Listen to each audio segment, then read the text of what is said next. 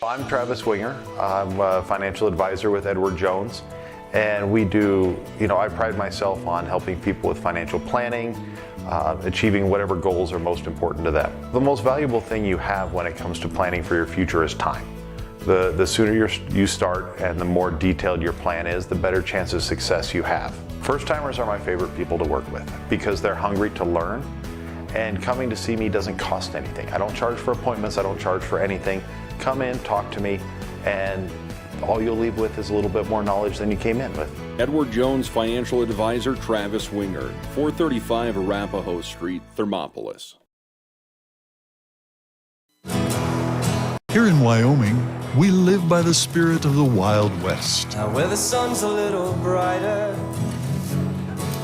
where the snows that fall are a trifle wider, where the bonds of home are a wee bit tighter, that's where the West begins. We're the bank that's with you wherever that spirit, because we're more than a bank in Wyoming. We're Wyoming in a bank. Pinnacle Bank, the way banking should be. Ever wonder why so many babies are delivered at Hot Springs Health in Thermopolis? Could it be the exceptional prenatal care offered by our providers? Or our convenient family practice clinics located in Thermopolis, Worland, Basin, Shoshone, and Riverton? Maybe it's our new OB suites with large jetted tub, or maybe it's the place where you know you can find all of this and more.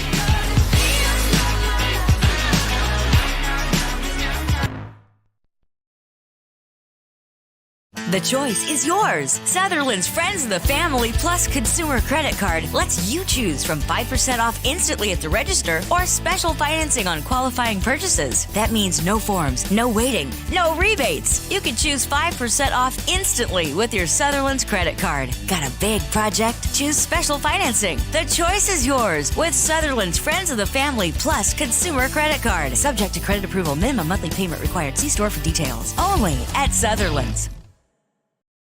Gotchi Rehabilitation and Wellness knows what it means to be on top of your game. For over 60 years, Gotchi has led the field in providing physical therapy, occupational therapy, and wellness in Thermopolis and their facilities in Worland, Basin, Powell, Cody, and Shoshone. Whether you're recovering from an injury, deconditioned, post-stroke, or just looking to take control of your health, you'll find years of dedicated experience paired with personal care at Gotchi Rehabilitation and Wellness. Learn more at gotchi.org. All right, and welcome to Thermopolis Bobcat Gymnasium here for a contest between the Lady Bobcats and the Lady Warriors of Worland. We will be having our second conference game here against the Worland Warriors as we switched conferences at the end of last year, and so played Powell last week and then Worland this week. It's supposed to have a game against Level tomorrow, but due to the Wyoming weather, we're going to postpone that one, and it looks like they're going to try to reschedule it whenever they can. So we're going to try to do that as well. So anyways, sorry, I'm kind of messing with some volume controls here, so I apologize if you're driving down the road and I just made you grab the wheel a little harder because I was blowing out the speakers. But anyway, so with the Lady Warriors coming in, Travis will go over some stuff here pretty soon as far as what we're looking at. So again, to introduce myself, I'm Kevin Gerber alongside Travis Bomagen, and it's kind of our first go together. This is kind of our first go together, just he and I, and so we've worked through some technical difficulties and now kind of moving forward to get this going and underway. So with that being said, let's just get right into it, and let's talk about the Edward Jones Keys to the Game presented by Travis Winger and Edward Jones. What do you see here in this matchup? Well, Kevin, if you look at the numbers, these two teams actually are about as evenly matched as I think they've probably been in the last 5 or 6 years. The Thermopolis girls come in with a record of 2-10, and Worland's 3-9. From that standpoint, looking at Thermopolis, they've got 3 starters that are averaging about 7 points a game each. The shooting percentage for the Bobcats, their 3-point shooting percentage is 22, the 2-point shooting percentage is 34%, and the free throw percentage is 48%. Well, if we look at Worland, they've got 3 starters also averaging about 7 points a game with a 3-point shooting average of 18%, a 2-point shot percentage of 33%, and free throws at 57%. Thermopolis is averaging 36 points a game. Worland's averaging 32 points a game. So turnovers, Thermopolis is 24, which is obviously way too high, and Worland's 26. So I'm telling you, on paper, it's about as close as we can get. On keys to the game, I think for Thermopolis to have success tonight, we're going to have to be aggressive on defense, be a little bit more patient than we have been on offense the last couple of weeks, limit the turnovers, take care of the ball, see if we can win that turnover battle, and then obviously win the battle of the boards. Worland is obviously outsized us height-wise, so we're going to have to work a little harder, I think, to do that. And then, as we've had in the past couple of weeks, a couple of our girls have a tendency to get into a little foul trouble. So that's kind of what I think we need to be looking at. What do you think? Yeah, no, and I think that's great. And again, when it comes to getting the rebounding and stuff like that, I think you just have to, especially if you're outsized a little bit, I think the big thing is to not just be okay by being boxed out, like just going and working for the ball and trying to work hard at going and getting it, and you know, that initial contact doesn't have to be necessarily that's it. You know, it's good sometimes to have to work and go get it. So yeah, the rebounding thing, and again, like you said, I think it's actually going to be a great game because they are so evenly matched. It'll probably be, you know, basketball is a game of runs, and so it's you know, it'll be interesting to see who comes out, kind of gets those initial jitters out of the way and scores right away. Last week, Cameron came right out and knocked down a 3 to start the scoring, and so that'll be great too, to just see who can make it out right away, you know, into there. So with that, I just again, thanks for the keys to the game there, presented by Edward Jones and Travis Winger, and we'll be right back to give you the starting lineups. A proud sponsor of this broadcast is Bailey Enterprises. For over 50 years, Bailey has become the name you can trust. With Pit Stop Travel Centers, you can fuel up and stock up on trip snacks at locations all over Fremont County. You can also put your trust in Bailey Tire and Auto for service to keep handy for those times when your luck runs out on the road. Refresh at the Speedway Cafe with a dine-in meal or a round of carry-out with a variety of specials to keep you going. Go with Bailey.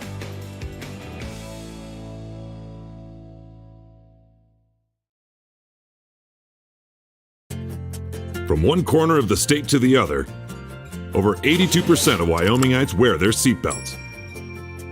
And to the 18% who don't, we say, let's buckle up for life, Wyoming. At some point, everyone is a pedestrian. When you're driving, yield to pedestrians.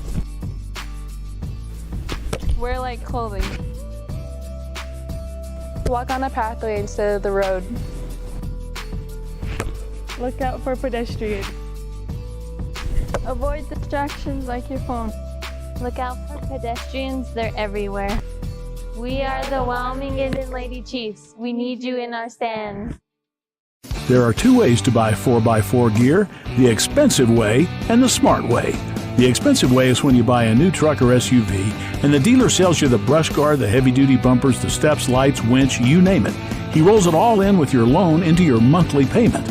But here's the smart way. Shop at Wyoming 4x4, where you get expert advice from Dan, quality gear, professional installation, all for a whole lot less than you'd spend at a car dealer.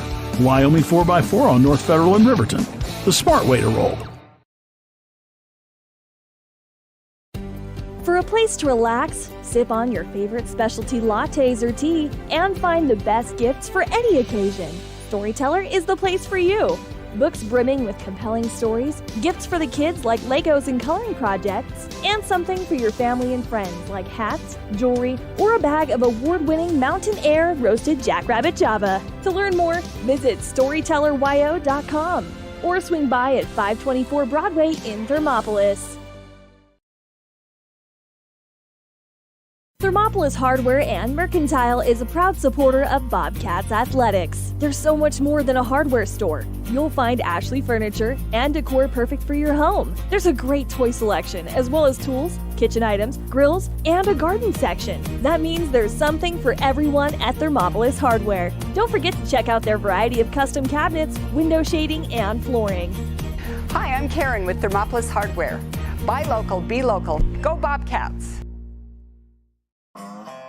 One-Eyed Buffalo Brewing Company is proud to sponsor this broadcast of Thermopolis Athletics. Enjoy some of the finest prime rib around at One-Eyed Buffalo every Friday, Saturday, and Sunday. You cannot beat their menu full of mouth-watering items like the bison burger or the many different varieties of mac and cheese. Top it off with one of their locally brewed adult refreshments on tap. One-Eyed Buffalo Brewing Company, 528 Broadway in Thermopolis. All right, and welcome back to the Gotchi pregame show as we're getting ready to start off this contest between the home Lady Bobcats and the Lady Warriors of Worland. Another great matchup. It's kind of fun to be back in their conference, just to hopefully reignite this rivalry. You know, it's fun to have a rivalry that's not 5.5 hours away. So. Well, and I tell you, the change they made last year is going to be so nice for the Bobcats moving forward. In addition to reigniting the rivalry, our travel's so much less. I think we'll have a better fan following with that, and I think it's just safer for the kids to be less time on the road. Yeah, so I was super absolutely excited with some of the changes they made. Yeah, I agree with you on that. Now I will say, it's nice to be familiar with some of our teams and see where we're at. So it's kind of neat to change it up a little bit and see where we're at. And we always play Worland, but I think last year we just had one team against them. It's fun to see Coach Villa here also with the Lady Bobcats, the coach of the Lady Bobcats, to see them come out, and he gets to kind of go against his hometown where he coached for a lot of years as well. So sure, enjoy that. And it looks like we're going to wrap up here the Gotchi pregame show. We're going to have the national anthem sung, and then we'll come back for the starting lineups presented by Sutherland's, and we'll be right back. Did you know the Gotchi Rehabilitation and Wellness in Thermopolis also has something called the Gotchi Wellness Center? It's your dream gym with cardio equipment, cable machines, free weights and dumbbells, hydraulic resistance machines, and personal trainers that care about your goals. The Wellness Center is huge and includes a rock wall, pegboard, sled, tires, punching bags, squat rack, and a whole lot more. Check out the Senior Wellness class. To take the first step to a healthier you, visit gotchi.org.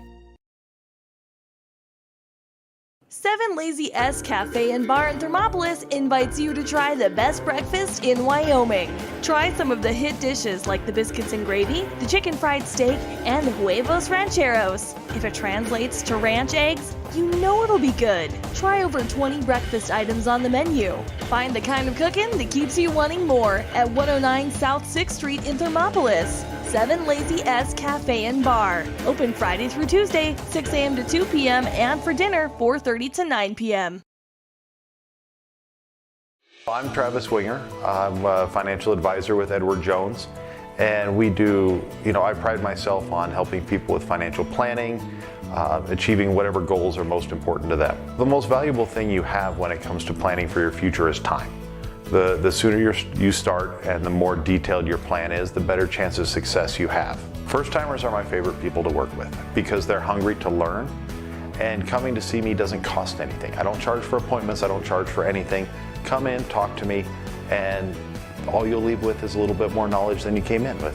Edward Jones Financial Advisor Travis Winger, 435 Arapahoe Street, Thermopolis.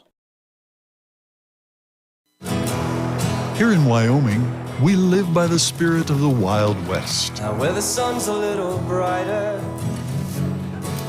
where the snows that fall are a trifle whiter, where the bonds of home are a wee bit tighter, that's where the West begins.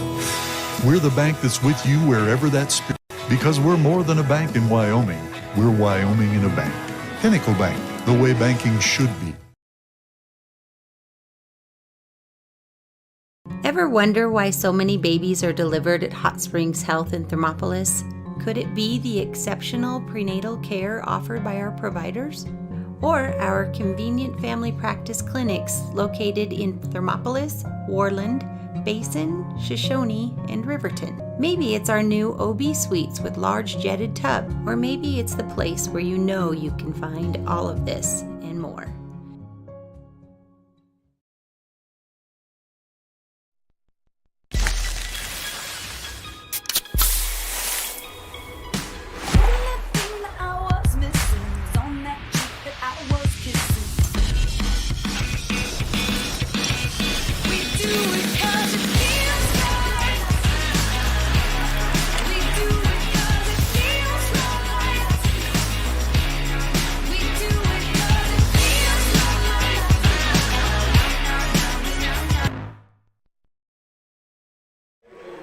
All right, and we are back for the starting lineup presented by Sutherland's.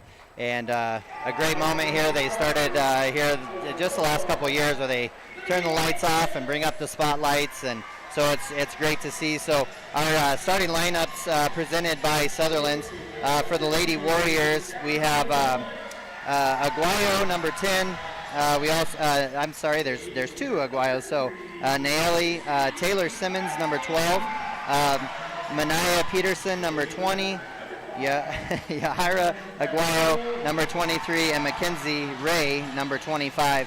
And those will be our starters for the Lady Warriors. And as far as the Lady Cats go, we'll have number 2, Dazzlin Hunt, number 3, JC Bassey, number 5, Cameron Farrell, number 11, Ina King, and number 21, JC Owsley. And those will be your starters for the game tonight. So a little change up for Coach Villa tonight.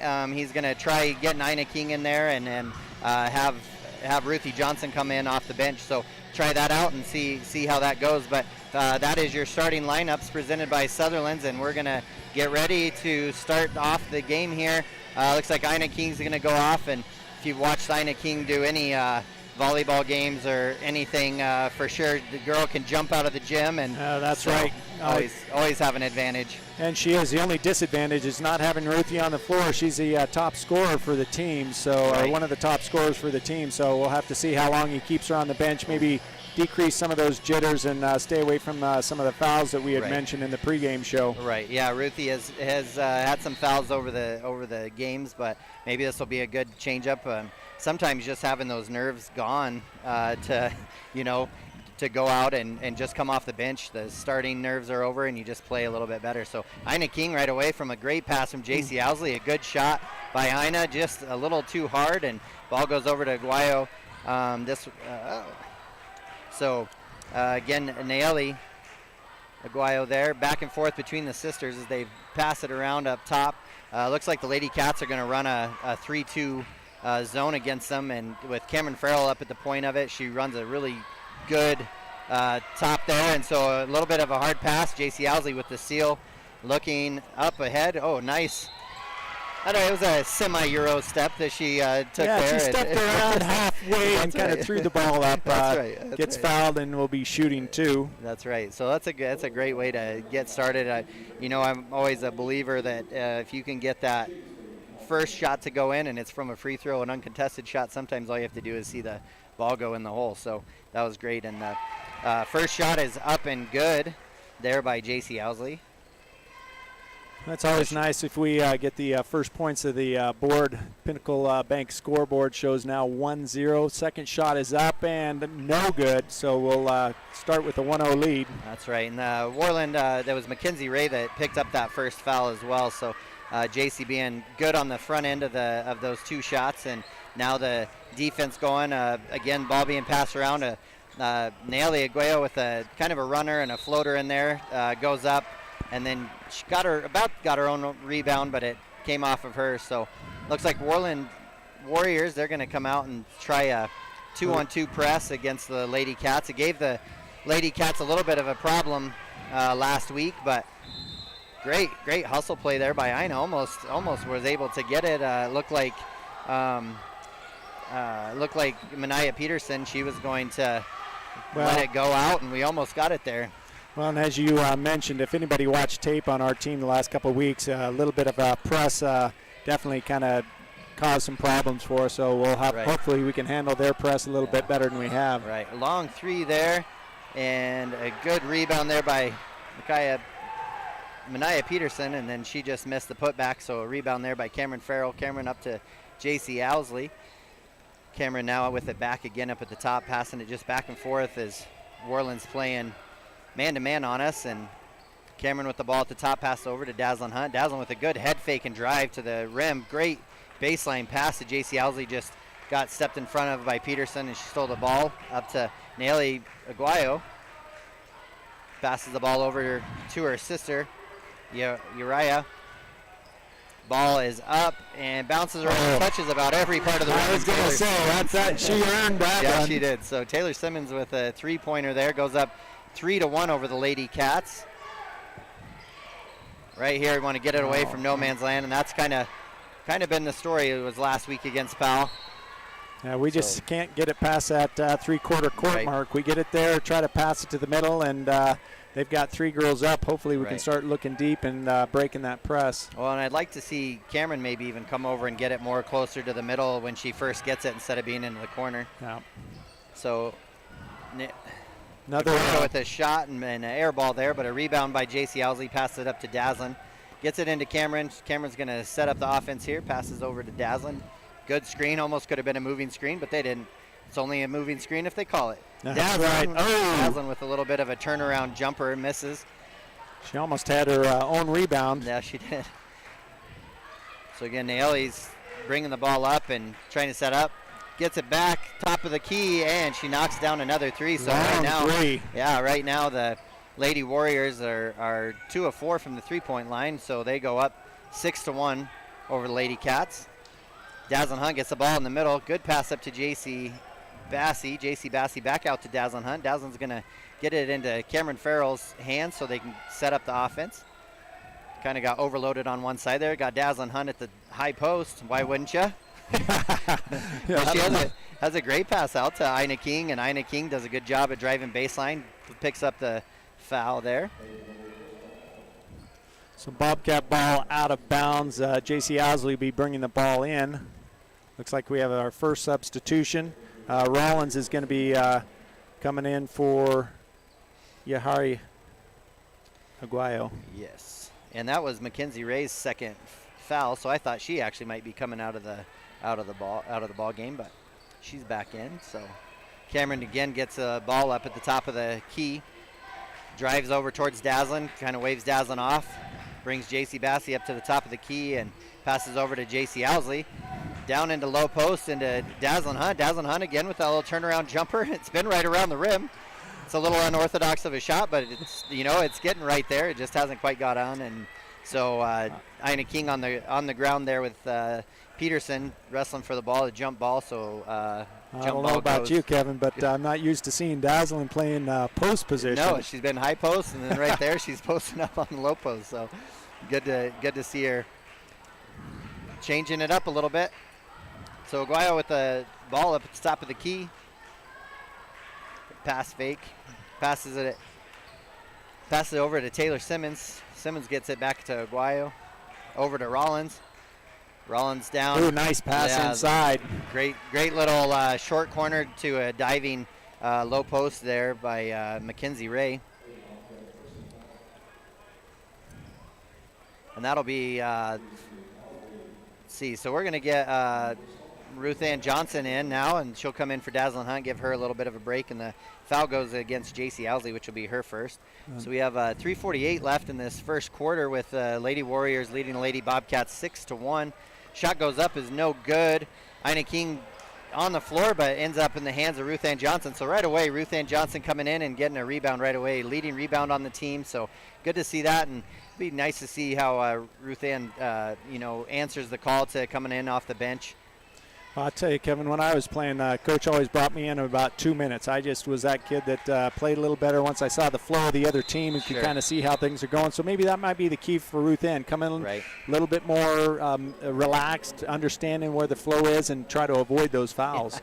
I think there's maybe a couple Thermopolis Bobcat coaches that are like, we wish we would have done that with Gerber too, because I probably came in a little hot and heavy sometimes, ready to run all over the place, and seemed like I could pick up some early fouls. But inbounds pass was stolen by the Lady Warriors. They bring it up the floor. Right, pass it over there to Madeline Glantz, who just checked into the ball game. Guayo down to her sister. Guayo for 2 buckets there, and Vio will take his first time out of the game. Pinnacle Bank's scoreboard with just under 3 minutes left in this first quarter shows the Lady Worland Warriors over the Lady Bobcats 8-1, and we'll be right back. The choice is yours.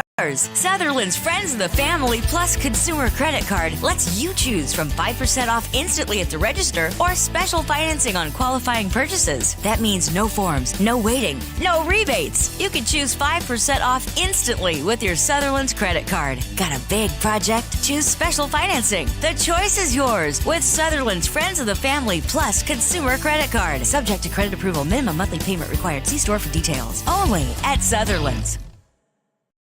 Gotchi Rehabilitation and Wellness knows what it means to be on top of your game. For over 60 years, Gotchi has led the field in providing physical therapy, occupational therapy, and wellness in Thermopolis and their facilities in Worland, Basin, Powell, Cody, and Shoshone. Whether you're recovering from an injury, deconditioned, post-stroke, or just looking to take control of your health, you'll find years of dedicated experience paired with personal care at Gotchi Rehabilitation and Wellness.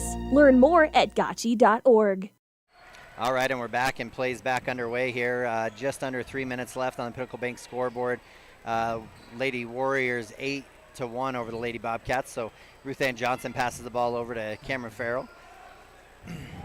Cameron over to Ruthie. Ruthie with a long 3 just off the side of the rim, but JC Bassey there to get the rebound. And Owsley ended up with a good entry pass into Ina King, and then a foul there. Looks like Yahaira Guayo with her first foul. I'll tell you, Kevin, we're almost nearing the end of the first quarter, and Ruthie does not have a foul, so this might be a good strategy moving forward for Coach. Absolutely. It looks like she's playing, under control. All right, Ruthie Long with the three. Oh, just off the front of the rim. Great shot. Cameron Farrell running the ball down. So, again, like you said at the beginning of the game, Worland really is getting out rebound, and so our girls are doing a great job at running and going and getting the ball. Short corner shot there by J.C. Bassey and a miss, but Aguayo, Naelia Aguayo with the rebound. Pass it back up to the top of the key there. Addison Rollins with the ball over to her at the top of the key. They're kind of backing off her. I was going to say, nobody's guarding her. Yeah. She must be a known non-threat. Right.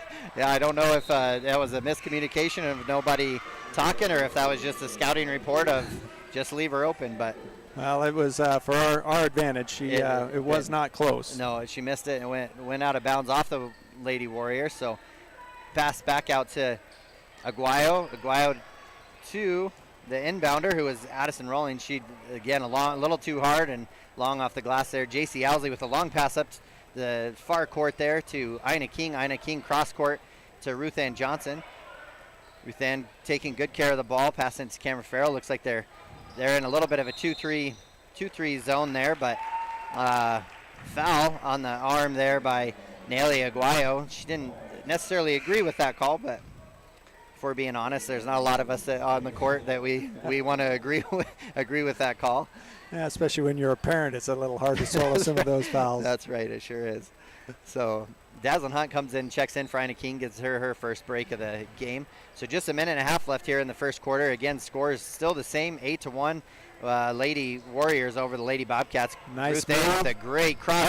Great move, Ruth Ann Johnson down the middle. Nice little floater there through the middle of the key.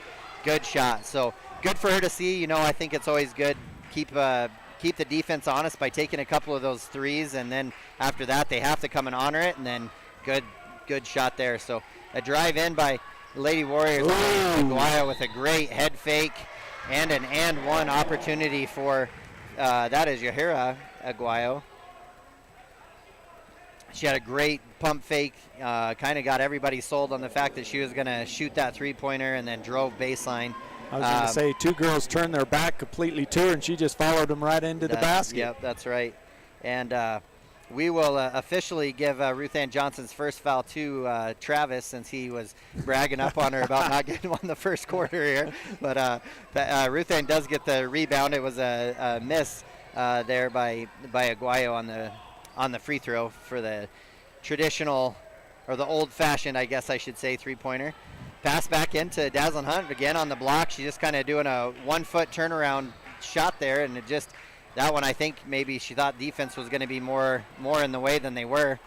Man, that has been a great play. They are running that very well. Yes, they are. So what's happening here, for those of you that are listening on 101.7 KDNO, we appreciate you listening, and those of you watching on WyoToday on the YouTube channel and streaming here, but they're doing a great job of getting it to the side right now. It's really coming to Aguayo's side. They're passing it, getting it into the short corner, and then she's just diving from the high post down low, and man, she has got it, and so that's 7 points for her right here in the first quarter. She did complete that old-time three-point play that time. Yep, that's right. Yeah, so having a great first quarter. Again, a little pressure here, but the Lady Cats handle it really well. Great move by J.C. Owsley. Drives kind of good crossover and uses her left hand, which all basketball coaches are always happy to see them use their left hand, and got a foul across the hand. So J.C. Owsley will go to the charity stripe here to make it have a chance at her third and fourth free throw. First one is up and no good. So right now struggling from the line. She's one of three. That foul also went on Yahira Aguayo, so where she's also doing a great job on the offensive end, defensively, maybe getting her into a little bit of foul trouble, which she has about a little more than half of their points, so maybe that's a good sign for the Lady Cats as well.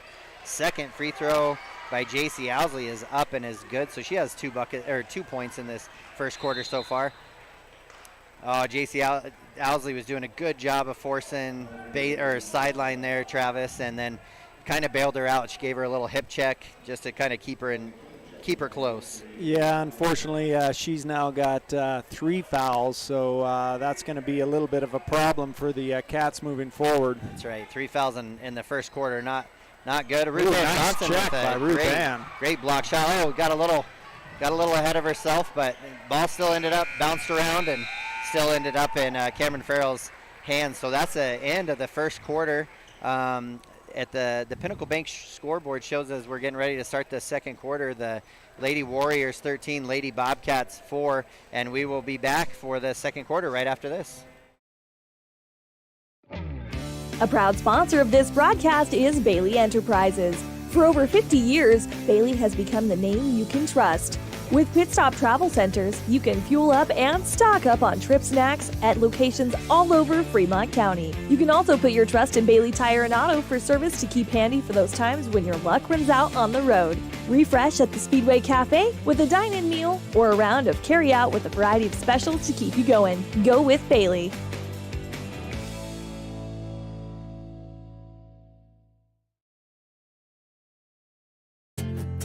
From one corner of the state to the other, over 82% of Wyomingites wear their seatbelts.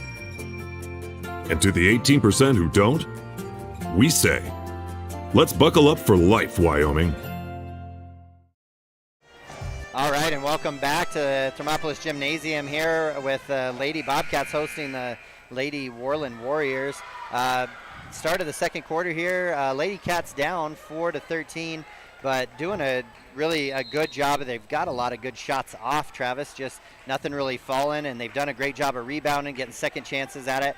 Really, it's been that short corner to dive down, and they just did it again here. Almost got the ball in, but Ruth Ann kind of beat her to the spot. So it looks like Ruthie made some adjustments and sees now that player is going to come and dive down. So Lady Cats did change back to a man-to-man to try to slow that offense down a little bit. So and they definitely look a lot better. The ball's not getting hardly any entrance past that three-point line as they're passing around the perimeter. That's right. Taylor Simmons had the ball there and then passes it up to Reese Sanford, who passes the ball in, and a long shot goes up, and it looks like it goes off the Lady Warriors. So Dazzlin Hunt will take the ball at the baseline here, pass it into Cameron. Cameron, good job just getting it out right to the middle right away. Ina King just gets a little bit too far underneath the backboard there and misses a shot. So it looks like Coach Mortimer will take a timeout here, and Travis, we'll stay right here as we're got, let's see, 7:12 left in this second quarter, and the Lady Cats is a great adjustment at that quarter for Coach Villa, saying, okay, let's go man to man. I think we can match up with them, and it changed a lot of how they're doing the change, and they also made a couple different decisions on that press break, because they did exactly what you and I talked about, passing that ball to the middle of the floor and then instantly press broken, moving down. Right, and actually had a great pass there. Ruthie looked ahead and got it into Ina's hands, and exactly what you want to do. You want to get it to the middle. You look opposite of where that ball comes from, and it's usually wide open. Hit Ina King I think Ina could have probably just had one dribble less, and she would have been a little bit better on the court, but that's all right. So Worland was able to get that rebound, and they called the timeout right away as well. So Coach Mortimer looking to kind of see what he can do to change up things as well. So it looks like Taylor Simmons kind of caught me off guard a little bit. I kept thinking she was bringing that second hand up to the ball, and she just protects it real well. Almost thought she was going to get a double dribble, but now she protects the ball really well while she's dribbling it. But ball goes off the Lady Warriors to the Bobcats, right up to Ruthie. So they're doing a great job of handling the pressure here. Ruthie drives in, passes it out to Ina King. Ina King to Dazzlin. Coach Villa hollering at him to get the ball moving a little bit quicker, not standing and waiting. Pass over to JC Bassi. Just in and out, but a great rundown by Ina King. Cameron, great ball fake for a three-pointer.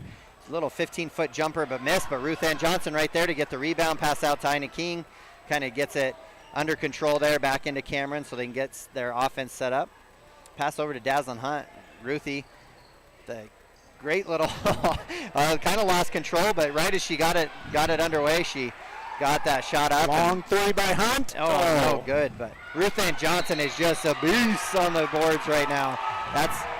Oh my goodness. I don't know how that was a jump call from him. That was an over the back all night long, but he must have seen it from a different angle than we do. We kind of have the bird's eye view up here, so it's a little easier to make some of the right calls, Right, yeah, we've always got them, I'm sure. But Ruthie, man, that was, I don't know, three offensive boards just on that, some on her own shots and some on others, so really working hard to get those boards. Nice inbounds pass by Hunt to Ina King, but loses the ball. Ends up in Cameron's hands, and so they can set up the offense. So Ruthie gets it, kind of an overload on the one side, but a good cross-court pass to J.C. Bassi. Dazzlin Hunt with an offensive board down there on the block and goes to put it back up, and probably because of her size, you always think you're going to get that swatted shot and got a hit on the arm there. So there's a foul there on number 20, Mania Peterson, and that'll be her first foul. So Dazzlin Hunt to the line to shoot two.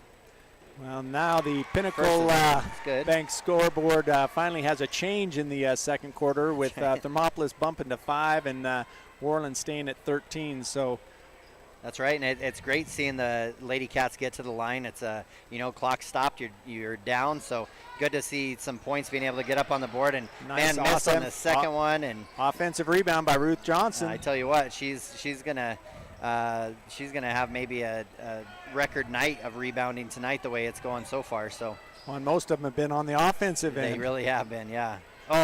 Entry pass there from Ina to Dazzlin, over her head, but Worland. Lady Warriors able to get the ball and tipped it back to Dazzlin, and then J.C. Bassi trying to help out her teammate there in the corner, and she got called for a moving screen. So the ball go to the Worland Warriors. They weren't quite ready for the ball, but they still got in to Aguayo. So Aguayo with a great little move at half court, no look pass over to Taylor Simmons. Simmons there with the ball. Deep shot. Aguayo with a miss and a rebound again by Ruthie. So a long three there. Pass up to Dazzlin Hunt. Dazzlin Hunt to J.C. Bassi. J.C. Bassi back out. Right in between Cameron and Dazzlin, but Dazzlin ends up with the ball. Cameron drives in. Pass it out to Dazzlin. Some of the efforts at trying to drive in that middle, the Worland team is just so much taller than we are that it's really been hard to penetrate unless we get a good cross cut across the floor. Right. Long corner three ball by J.C. Bassey doesn't happen to go in, but Aguayo with a pass there, and Ruthie gets her hands on it. So again, Ruthie just kind of all over the court since she's come in, so she's really playing hard, really playing well, and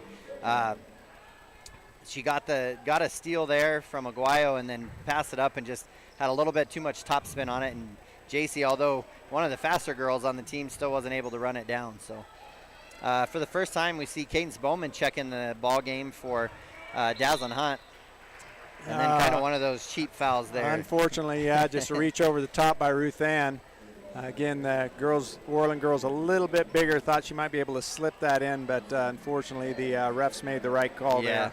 Man, most of the time it seems like anytime you're behind a player and you swing down on a ball, it's gonna get called whether you touch them or not. So Aguayo to Aguayo, and I tell you what, this young lady here, Yaharaya, and I apologize if I'm mispronouncing her first name, but she is playing really well, and she is a smooth player, and she's not afraid to take the ball to the basket every single time. I mean, you got to guard her outside because she's proven herself there, but if she takes the ball and they come at her at all, she's sliding by and she'll penetrate. And and right there she drove in, and JC tried to help by reaching over and grabbing it and got a reach in call. So that's JC Bassey's third foul as well, or I apologize, her second foul. So the Bobcats had the entry pass. Ball went to Cameron Farrow, who got the foul, and we'll actually starting 1-1 on the for the Bobcats. Pinnacle Bank scoreboard is again Bobcats 5, Worland Warriors 13, with 4 minutes and 30 seconds left in the second quarter. That's right. So the front end of the 1-on-1 here for Cameron Farrell. And she misses it. And on the other end as well, Aguayo, she had a one-on-one as well, and she missed the front end. So pass up to Aguayo, a missed layup there. Cadence Bowman trying to take a charge and didn't quite get it, but ball ends up in Ina King's hand and Aguayo, and they wrestle. So it'll be a jump ball. It looks like ball will stay with the Lady Worland Warriors. Just over 4 minutes left here in this first half, as Mackenzie Ray checks back into the game. Ball will be taken out by Rollins. Again passing to Brown, comes in, driving. Unfortunately, it looks like that'll be Ruth Ann's third foul. So is that Ruth Ann, or I think it might have gone to Cadence Bowman? Yeah, let's see, was it? Pretty sure it was Cadence Bowman. No, they gave it to Ruthie. And so it'll be her. Yeah, so it'll be her third foul. She tried to step over, but looks like Aguayo, she's going to step up to the line for 2 shots here as she was shooting the ball. Makes the front end of that one. So we'll have a second chance. So Ruth Ann's going to have to come out of the game now and probably rest the rest of this half now with 3 fouls. But, man, she came in and did make a really big impact. I think, you start making a lot of those hustle plays, and then you kind of start trying to make a few more, and that led to a few fouls. But, again, Aguayo to the line here for her second shot. Shot is up and is good, so she makes both of those. Well, and Thermopolis is in a little bit of trouble. You got 2 of your top scorers sitting on the bench. Fortunately, we got guard play. We're able to break the press, but yeah, that's going to be a problem moving forward. Great pass from Dazzlin Hunt up to Cadence Bowman. Cadence Bowman brings it up, breaks the press. No reason to rush here. They can just set up an offense now. They got it broke, and Dazzlin with a screen there for J.C. Bassey. J.C. Bassey over to Cadence Bowman. Looks like they're trying to run a little bit of a 1-3-1, set some traps where they can, but J.C. Bassey with a great ball fake, but drive to the middle, and again, that size kind of took over in the middle of the key and a block shot. So Guayo with the ball, passes it up to Rollins. Great defense by Cameron Farrell. But both J.C. Bassey and Cameron both kind of thought the other one was going to get it, and then Rollins just came right in between and got the ball, but it ended up with a jump ball, so that goes to the Lady Cats. Again, 3.5 minutes left in this first half with the Lady Cats trailing 5-15 to the Lady Warriors. J.C. Bassey with a long bounce pass that's stolen away there by Mania Peterson. Well, and Cadence Bowman a little aggressive on the defense and knocks a Worland player Aguayo over. So Nayela Aguayo will be shooting 2 at the line. Right, and that's probably one of those frustration ones. You've had a number of possessions now that have either been in a turnover or not like the best shot or something, and so then kind of rush in to try to steal the ball and cause a foul. Probably, like I said, a little bit of a more aggressive than usual. So front end of the one-on-one is good, so she'll get a second shot here. Nelly Aguayo with the shot up and off the back of the rim. JC Bassey kind of knocks that pass off to Cameron Farrell, and then she just got a little bit out of control there and ran up the sideline, ball out of bounds. So to the Lady Warriors. So 3:24 left here in the first half. Aguayo to Aguayo, and back to Aguayo. All right, again, she just drive. Oh, a great fish there. Great pass. And Oh, she misses the missed easy layup. the open layup. Almost maybe wasn't expecting the ball to come to her, and Ina King got with the that. good rebound. Yeah, that's right. So Manaya Peterson missed that shot. Ina with the rebound, passes over to Cadence Bowman. Cross-court pass to JC Bassey. Back to Dazzlin Hunt at the top of the key. Kick over to Cadence Bowman. Cadence Bowman's not afraid to shoot it from the three, and once she gets hot, she can make it, but a miss, and again, a great pass up front to Aguayo. Aguayo goes up for the shot, miss. JC Bassey tries to step over and take a charge. They call it no contact call. Ball gets on the floor again. Ina falling to the ground, and Aguayo diving on top of her. Yeah, that was one of those that could have been a call. Glad the whistle blew. I was a little bit worried about injury potential there. Right. And checking in for the first time, Austin Slagle, as she comes in. Pass back out to the corner. 3 for Aguayo. She misses. Austin, all right, great to see somebody again come in and make an impact right away. Gets a rebound, pass over to Dazzlin Hunt. Ooh, and over and back, and it was just right there. Kind of a tough one to call there. They're right on that half-court line. I don't know why that line causes as much problems as it does. It's a 2-inch line, and man, I've seen a lot of, for some reason, we don't want to just one more dribble, just be a little bit more patient. Once you cross it, you should never pass that ball back. You get the ball to the middle and come up, but unfortunately, turnover. And I think part of the problem with the score is we're losing that turnover battle we talked about at the beginning of the game. Well, Coach Villa going to take a little bit of a gamble here and going to put Ruth Ann Johnson back in, but right away she gets a steal and brings the ball up to Dazzlin Hunt. Dazzlin Hunt brings the ball up, and it appeared that she was still dribbling the basketball, but maybe she picked it up and they called a travel call on her. So ball to the Lady Worland Warriors. Just 2:15 left here in the first half. Lady Bobcats trailing 5-16 to the Lady Worland Warriors. Pass over to Taylor Simmons. Shot is up by Sanford's, and air ball there, and it goes out of bounds, so ball will go to the Lady Bobcats. So a lot of play here, not a lot of break in the play. Kind of just back and forth here, just not a lot of points being scored right now. Long, hard pass from Cameron Farrell, trying to pass to Ruth Ann to kind of no man's land anyways. Not a great place to get the ball, but over her head and out of bounds. They keep trying to push that ball up the sideline, and as you and I have talked about, the ball's got to go to the middle, and we can continue to have repetitive turnovers on that sideline pass. Right. Long shot there by Taylor Simmons, but offensive board by the Worland Warriors. Back over to Simmons. Simmons drives it back in. Shot up and no good. Ruth Ann Johnson with the rebound.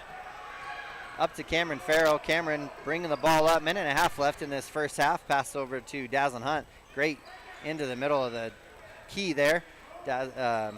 Ruth Ann makes a little bit of a move, and then Cadence Bowman for 3 from the corner, but just rims out. But Ruth Ann another offensive. Old-fashioned 3 coming up, hopefully. That's right. It was a great effort there, and again, an offensive board by Ruthie to get that, and then high up off the glass and good. So foul there.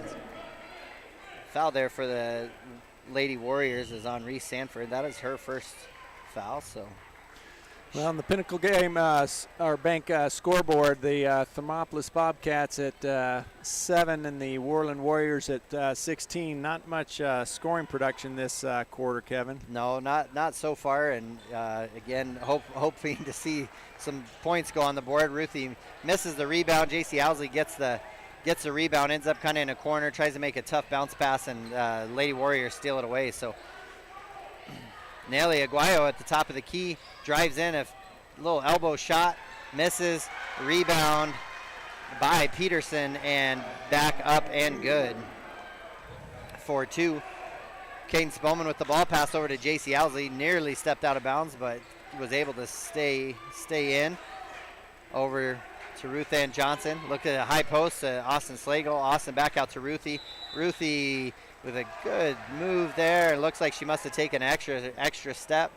I think it's maybe just for the amount of real estate she took up in those steps made it look like it was impossible. But yeah, so a travel call on her. So Madison Glanz will take the ball out for the Worland Warriors, pass it up to Aguayo. Aguayo will pass the ball up to Simmons. Simmons looking for Aguayo to come across the court there. Passes up to Madison Glanz. Madison Glanz with a shot up and no good. Ruth Ann Johnson with another good, solid board. A lot of contact there, but able to pull the ball down. Ruthie gonna bring it up. A little jump pass to J.C. Bassey waiting and is good. Great little pass there. Ruthie's got a pretty good little jump pass there. I've seen it a lot as she drives to the rim.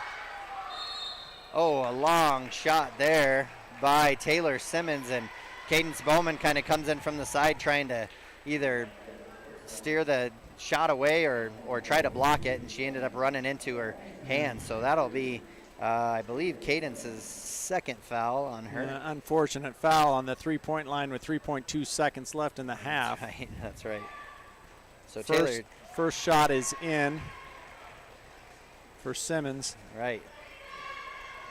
So if the old-fashioned three-pointer is the and one, I'm not sure what this one's called. Well, this is the new way because it's based on the three. That's so right. It's an alternate to the the one shot. That's right. Behind the line. And if you make the three and get an and one, that's just called a Curry, I think, because he's perfected that as well. I think you're right. Second one was up and it was no good. Third one is up and is good by Simmons. So again, 2 for 3.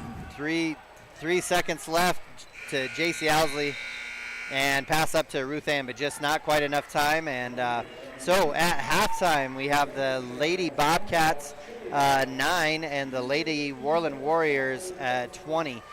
So we will cut away here for just a second, and we will be back for the Hot Springs Health halftime show. Everyone is a pedestrian. When you're driving, yield to pedestrians. Wear light clothing. Walk on a pathway instead of the road. Look out for pedestrians. Avoid distractions like your phone. Look out for pedestrians, they're everywhere. We are the Wyoming Indian Lady Chiefs. We need you in our stands. There are two ways to buy 4x4 gear, the expensive way and the smart way. The expensive way is when you buy a new truck or SUV and the dealer sells you the brush guard, the heavy-duty bumpers, the steps, lights, winch, you name it. He rolls it all in with your loan into your monthly payment. But here's the smart way. Shop at Wyoming 4x4, where you get expert advice from Dan, quality gear, professional installation, all for a whole lot less than you'd spend at a car dealer. Wyoming 4x4 on North Federal in Riverton. The smart way to roll. For a place to relax, sip on your favorite specialty lattes or tea, and find the best gifts for any occasion, Storyteller is the place for you. Books brimming with compelling stories, gifts for the kids like Legos and coloring projects, and something for your family and friends like hats, jewelry, or a bag of award-winning Mountain Air roasted Jackrabbit Java. To learn more, visit StorytellerWyo.com or swing by at 524 Broadway in Thermopolis. Thermopolis Hardware and Mercantile is a proud supporter of Bobcats Athletics. There's so much more than a hardware store. You'll find Ashley furniture and decor perfect for your home. There's a great toy selection, as well as tools, kitchen items, grills, and a garden section. That means there's something for everyone at Thermopolis Hardware. Don't forget to check out their variety of custom cabinets, window shading, and flooring. Hi, I'm Karen with Thermopolis Hardware. Buy local, be local. Go Bobcats! One-Eyed Buffalo Brewing Company is proud to sponsor this broadcast of Thermopolis Athletics. Enjoy some of the finest prime rib around at One-Eyed Buffalo every Friday, Saturday, and Sunday. You cannot beat their menu full of mouth-watering items like the bison burger or the many different varieties of mac and cheese. Top it off with one of their locally brewed adult refreshments on tap. One-Eyed Buffalo Brewing Company, 528 Broadway in Thermopolis.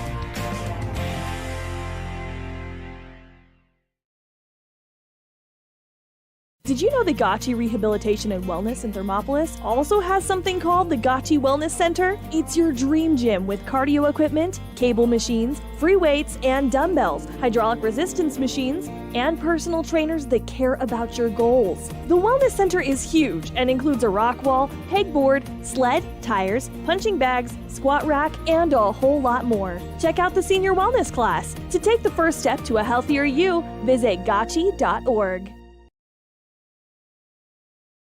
7 Lazy S Cafe and Bar in Thermopolis invites you to try the best breakfast in Wyoming. Try some of the hit dishes like the biscuits and gravy, the chicken fried steak, and the huevos rancheros. If it translates to ranch eggs, you know it'll be good. Try over 20 breakfast items on the menu. Find the kind of cooking that keeps you wanting more at 109 South 6th Street in Thermopolis. 7 Lazy S Cafe and Bar. Open Friday through Tuesday, 6 a.m. to 2 p.m. and for dinner, 4:30 to 9 p.m. I'm Travis Winger. I'm a financial advisor with Edward Jones. And we do, I pride myself on helping people with financial planning, achieving whatever goals are most important to them. The most valuable thing you have when it comes to planning for your future is time. The sooner you start and the more detailed your plan is, the better chance of success you have. First timers are my favorite people to work with because they're hungry to learn, and coming to see me doesn't cost anything. I don't charge for appointments, I don't charge for anything. Come in, talk to me, and all you'll leave with is a little bit more knowledge than you came in with. Edward Jones financial advisor Travis Winger, 435 Arapahoe Street, Thermopolis. Here in Wyoming, we live by the spirit of the Wild West. Now where the sun's a little brighter, where the snows that fall are a trifle whiter, where the bonds of home are a wee bit tighter, that's where the West begins. We're the bank that's with you wherever that spirit, because we're more than a bank in Wyoming. We're Wyoming in a bank. Pinnacle Bank, the way banking should be. Ever wonder why so many babies are delivered at Hot Springs Health in Thermopolis? Could it be the exceptional prenatal care offered by our providers?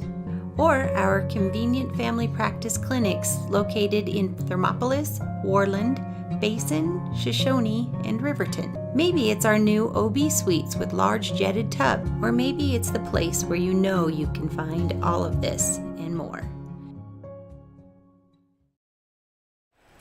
All right, and we're back here with our halftime show presented by Hot Springs Health, and we want to thank them for sponsoring this and all of our sponsors for, we wouldn't be allowed to do this, and again, a little station identity with 101.7 for those of you that are at home or in your car listening, and then those of you that are able to stream as well on WyoToday on YouTube. Appreciate you spending some time with us and listening. Again, I'm Kevin Gerber and alongside Travis Bomagen here. And so our Hot Springs Health halftime show, just want to kind of talk a little bit about our keys to the game, and one of those being, coming out and seeing who is going to have the quicker start and going to get rebounds. I think each team has kind of taken over certain parts of the keys to the game, and rebounding I would say is definitely favored the Bobcats. They've come out and have really worked trying to get second chance points and things like that as well. And then as far as maybe being a little more aggressive and getting to the hole and making some buckets, that's definitely gone to the Lady Warriors. Yeah, offensively, the Warriors have run their offense and done exactly what they've wanted to do. They've penetrated and they've made a couple outside shots, so a lot more balanced. The biggest thing, I think, is the difference is that turnover battle that we were talking about. Right. The turnover battle has definitely been won so far by the Lady Warriors. So hopefully Coach V has got some words of wisdom in the locker room as they come out getting ready for the second half. Right, because really once the Lady Cats have gotten, when that press comes out against them that the Warriors are putting on them, when they get a couple good solid passes, then it seems like they break it and then they can get set up, but it's that kind of that first initial pass of just trying to get it out that they're really struggling with. So with that, let's get to the One-Eye Buffalo stats at halftime. And as far as the Lady Cats go, again, not a lot of scoring. We have 9 total points here for the Lady Cats. Dazzlin Hunt is 1 of 2 from the free throw line, so she has a single point. JC Bassey with some good looks at the hoop and had that great pass from Ruth Ann Johnson to score a bucket, so she has 2 there. JC Owsley with a couple free throws to give her 2 points, and then Ruthie Johnson with a bucket in each quarter for a total of 4 points. How about there with the Lady Warriors? Well, the Lady Warriors, they've only got 4 of their players who have actually scored in the first half. The Aguayo sisters have totaled of 13 of their 20 points, with the Nayela scoring 4 points, 1 3, and then 1 free throw. Taylor Simmons has been doing well. She has the 1 3-point shot early and then 2 free throws later in the second half. The Peterson comes in with 1 2-point shot, and then the leader for the Warriors is Yahara Aguayo. She had 7 points in the first quarter, and then another 2 free throws for a total of 9 for the half. So nice balanced scoring for the Lady Warriors from that standpoint. And they're definitely in the foul position in a lot better spot than we are. They've got 2 of their starters with 2 fouls and a couple ladies with 1. Right, and the Lady Bobcats, again, we've kind of hit on a little bit with the foul trouble to J.C. Owsley and Ruth Ann Johnson, both with 3, J.C. Bassey with 2, and Cadence Bowman with 2. So as we get started here with the second half, we want to thank again our halftime show by Hot Springs Health, and also our stats by One-Eye Buffalo. We will take a quick break here, and we will be right back for the second half.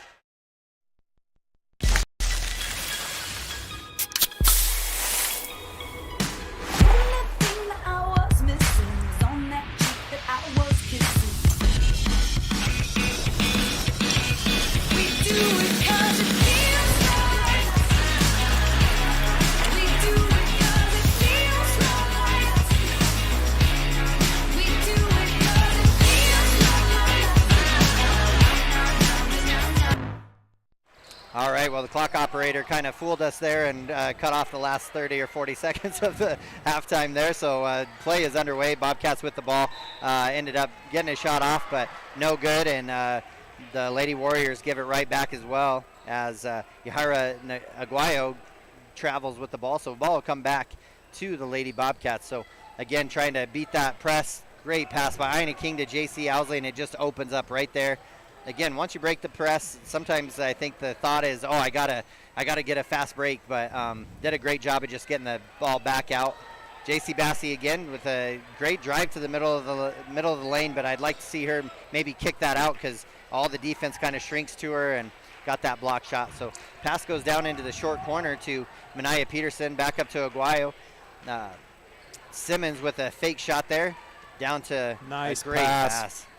I've been really impressed with Yahara Aguayo. She has just done a great job of, she drives to the hole, but she's keeping her head up. It's not just trying to score herself, and have some it's great nice to have a girl that's so aggressive but unselfish. I mean, drives in, could have taken the shot, but dumps it for a wide open layup, unfortunately missed. Right. Bobcats back with the ball, bringing the ball. J.C. Owsley crosses our 3-point line all the way to the rack. Offensive foul, unfortunately. Yeah, it was a great drive all the way to the hole, and that's going to be her 4th foul, I believe. Yeah, you're right, Kevin. He took a risk at the end of the second half. The girls actually did pretty good, but That one is one where if she would have just taken a jump stop and gone up with that 2-foot jump instead of that running layup, would have been a better thing. That's right. The Lady Bobcats did get the ball with a foul that happened on Mania Peterson, where she picked up her second. JC Alsey then goes down, gets that offensive foul for her fourth. Pass over to Aguayo, and she just knocks down a three to start off the scoring for the Lady Warriors. Pass over to JC Bassey. So Ruth Ann Johnson looking to check back in, hoping that JC Alsey doesn't pick up that cheap fourth foul early here in the second half. Turnover there, pass up to Nayeli Aguayo, and bucket is good. So Coach Villa going to need to take an early timeout here. Pinnacle Bank scoreboard with 6:14 left in this third quarter shows the Lady Cats 9, Lady Warriors 25, and we will be right back after this. The choice is yours. Sutherland's Friends of the Family Plus Consumer Credit Card lets you choose from 5% off instantly at the register or special financing on qualifying purchases. That means no forms, no waiting, no rebates. You can choose 5% off instantly with your Sutherland's credit card. Got a big project? Choose special financing. The choice is yours with Sutherland's Friends of the Family Plus Consumer Credit Card. Subject to credit approval. Minimum monthly payment required. See store for details. Only at Sutherland's. Okay, and we are back here with timeout here, full minute timeout with just 6:14 left in the third quarter. Villa drawing up some things here to hopefully get a change, probably to help break this press. He's going to take every second of these 60 seconds. Well, unfortunately, he needs it. He needs to make a few changes because they came out of the first half to start the second, not in the right mindset. So hopefully that little coaching talk will get them where they need to be. Yeah, they're going to run a kind of a 3-1 here, run a 3 flat, get Ina King back deep, and they're just kind of running a 2-2-1 there. And Cameron with a pass to the middle, trying to get it to the middle, just unable to get it to Ruth Ann. Aguayo with a great pass again, down into Mackenzie Ray. Mackenzie Ray goes up for the shot. It is no good, but she was fouled, so she will go to the line for 2 shots. Well, and as much trouble as they're having with that pass, Kevin, a couple of these girls can actually dribble the ball pretty well. Yeah, sometimes you get to the point with that press that sometimes it's better to just kind of put the ball to the ground and kind of get the press moving before you make that first pass. Yeah, dribble through it, and then that kind of opens stuff up to get a good. Plus, you can get a little more zip on the pass and not standing flat-footed. So. First free throw there by Mackenzie Ray goes up and is good. The foul was on Dazzlin Hunt. It was her first. Mackenzie Ray goes ahead and makes that second one as well. So pressure again coming. Pass over. Again, she kind of looks like she was going to do exactly what you were saying, but pass over to Dazzlin. Just out of reach of the Worland Warriors. JC Bassey going to bring it all the way up. Makes a good decision. Great pass to Ina King, and it is up. It is good. That was a great shot, kind of hit front of the rim. Shooter's touch, rolls over the front and rolls right in for 2. So Pinnacle Bank scoreboard with 5:40 left in the third quarter here. Lady Cats 11, so back into double digits finally, which is great to see. Lady Warriors 27. Aguayo going to pass the ball up to Simmons. Nice pass down low. Just another great pass into Mackenzie Ray, but she passes it back out to Aguayo. Aguayo with a great shot, but misses. Mackenzie Ray and Ina King going to both hustle after the ball. It looks like it bounces off the Lady Warriors, so ball will come to the Lady Bobcats. Dazzlin Hunt taking the ball out. And I know some of you can't see it, but we are being blessed with the presence of the voice of the football broadcasting, Kevin Simpson, who did a great job of helping me out yesterday. So he's given us some pointers as he came up to just let us know how things are going. So appreciate him coming and helping us out too.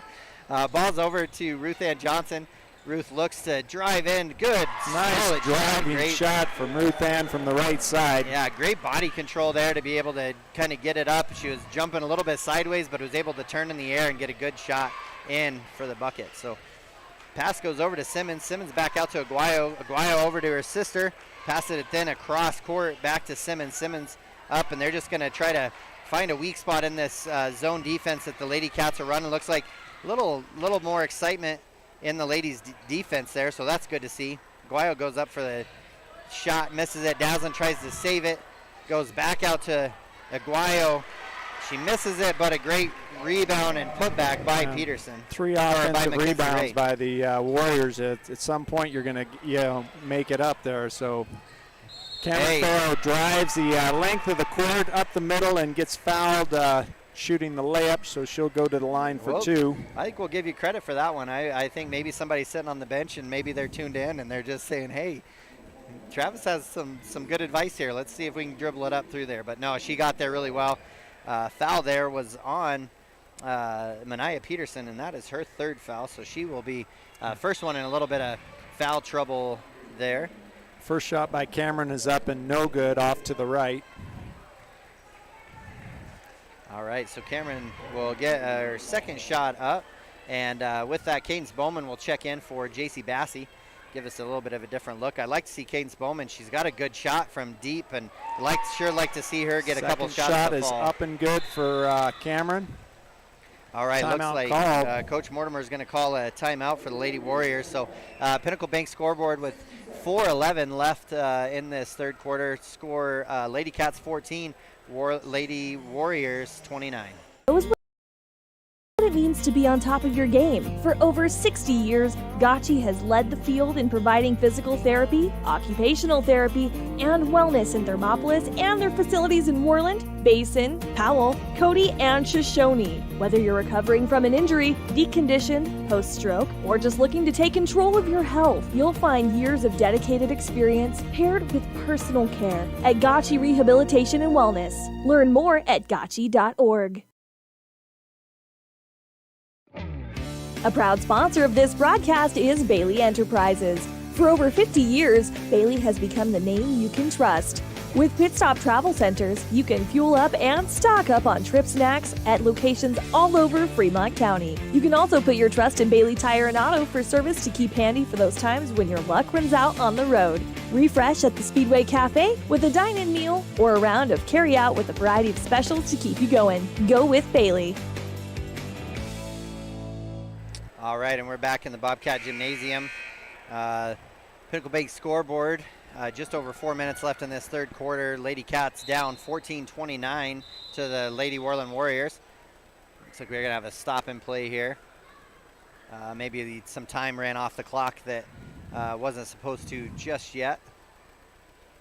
So we'll see what we can get figured out there. A little conversation. Well, I'll tell you, the Lady Cats look a lot better in the last couple minutes of the quarter, Kevin. They started to move the ball better. They were breaking that pass, dribbling to, like we talked about, create better pass opportunities, and the shot selection was better. Yeah, go ahead. No, I was just going to say, unfortunately, rebounding-wise, we kind of fell apart, and the Warriors have kind of been dominating the boards both ends.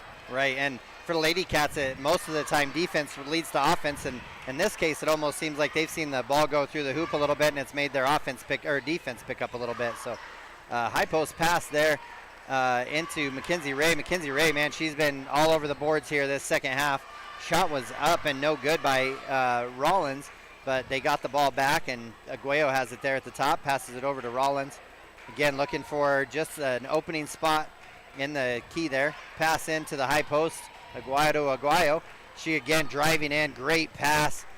Great pass down low and up and in. Right. Mackenzie Ray, she did a great job of sealing there and making that pass an opportunity, and great of Aguayo to see it. But and the Cats just did a great job breaking the press, but turnover as they got down to the free throw line. Right. I tried a cross-court pass there from Ina King, and they got the ball there. So bring it across half court, and Yahaira Aguayo with the ball there at the top, and then to her sister, looking at her in the high post, and they kind of are going to have to know where she's at all times on the court. Rollins with a good baseline drive. Shot is up and no good. Ina King with the rebound. Gets it stripped away, but Ruth Ann Johnson gets it. Passed over to Cadence Bowman. Cadence back to Ruthie. Ruthie's going to just bring it up. Cadence Bowman with a good, solid screen. A lot of contact there, but no call. Long Cameron Farrow from the top of the key, drains it, nothing but net. That is awesome, and that is 4 points for her here in this quarter, so good to see her get some scoring up too. She's one of their leading scorers, and turnover Warriors. Yeah, there we go. So again, it just seems like for them it's the offense that's leading to them adding a little more pressure, and and getting fired up a little bit. So Cameron makes that three, hustles back, waiting right at the top of the key, causes a turnover. The Pinnacle Bank scoreboard, Bobcats 17, Warriors 31 with 2:25 left in the quarter. That's right, Dazzlin Hunt with the ball. Nice drive in, pass over to Ina King. Ina with a pass. Oh, Cameron with a great cut, just a little bit behind her. So she passes it out to Dazzlin. Off the front of the rim and out of bounds off the top of the backboard. Yeah, it was a good-looking shot. We kind of had a good angle at it. I thought maybe just needed a little more oomph. All right, so it looks like the Lady Cats are going to try a little pressure of their own, just a full court man-to-man, but still, again, you can always get maybe a cheap turnover that way. Pass over, again over to Simmons. Simmons dribbles around up on the top of the key. Long, hard pass there over to Peterson. Peterson passes it into Simmons, gets it right back. Kind of a give and go, but up, shots up and no good. Ina King with the rebound. Cameron Farrell with the ball now, surveying the court, looking to see if she can pass it up. She's going to get them set up in their half-court offense. Pass over to Cadence Bowman. Playing against a tough man-to-man defense here that Lady Warriors are doing. Again, Coach Villa asking them to move the ball a little bit quicker, not spend quite so much time looking and letting the defense get set. Cadence Bowman, a great cut there by Dazzlin. Dazzlin with the shot up and no good off the low block. A great entry pass from Cameron Farrell, but again, tough shot for her to go in kind of amongst the trees and get a shot up. A drive in there to the baseline by Madeline Glanz, and shot is up and is good. That'll be a foul on Dazzlin Hunt, which will be her second foul. Well, Pinnacle Bank scoreboard again. Warriors now have 33, Thermopolis at 17, so a little bit more scoring by the Cats this quarter, but defensively not quite as good as they did the first half. Giving up some shots as well. So Glanz makes the shot and gets an and one opportunity, misses, and Ruth Ann Johnson rips down the rebound. Cameron Farrell gets the ball and is bringing it up. I love seeing her bring the ball up, and she's just surveying the court, always trying to look to see if there's a place to get the ball right away. Wide open underneath, pass into Cameron. Good entry pass by J.C. Bassey there. Cameron kind of passes and goes and just cuts right to the open spot in that zone, and J.C. finds her. Cameron Farrell's going to have an opportunity for 2 shots here. The foul was on looks like Reese Sanford. First shot of her 2 is no good off the back of the rim. All right, so she'll get a second opportunity here. It's good to see Cameron getting involved a little bit in the scoring. She didn't shoot the ball a lot in the first half, so kind of feeling that aggressiveness a little bit of, maybe needing to go up and score for the team. So second shot is up and it's good. Nothing but the bottom of the net here. So looks like they're going to put a little bit of pressure, see what they can do.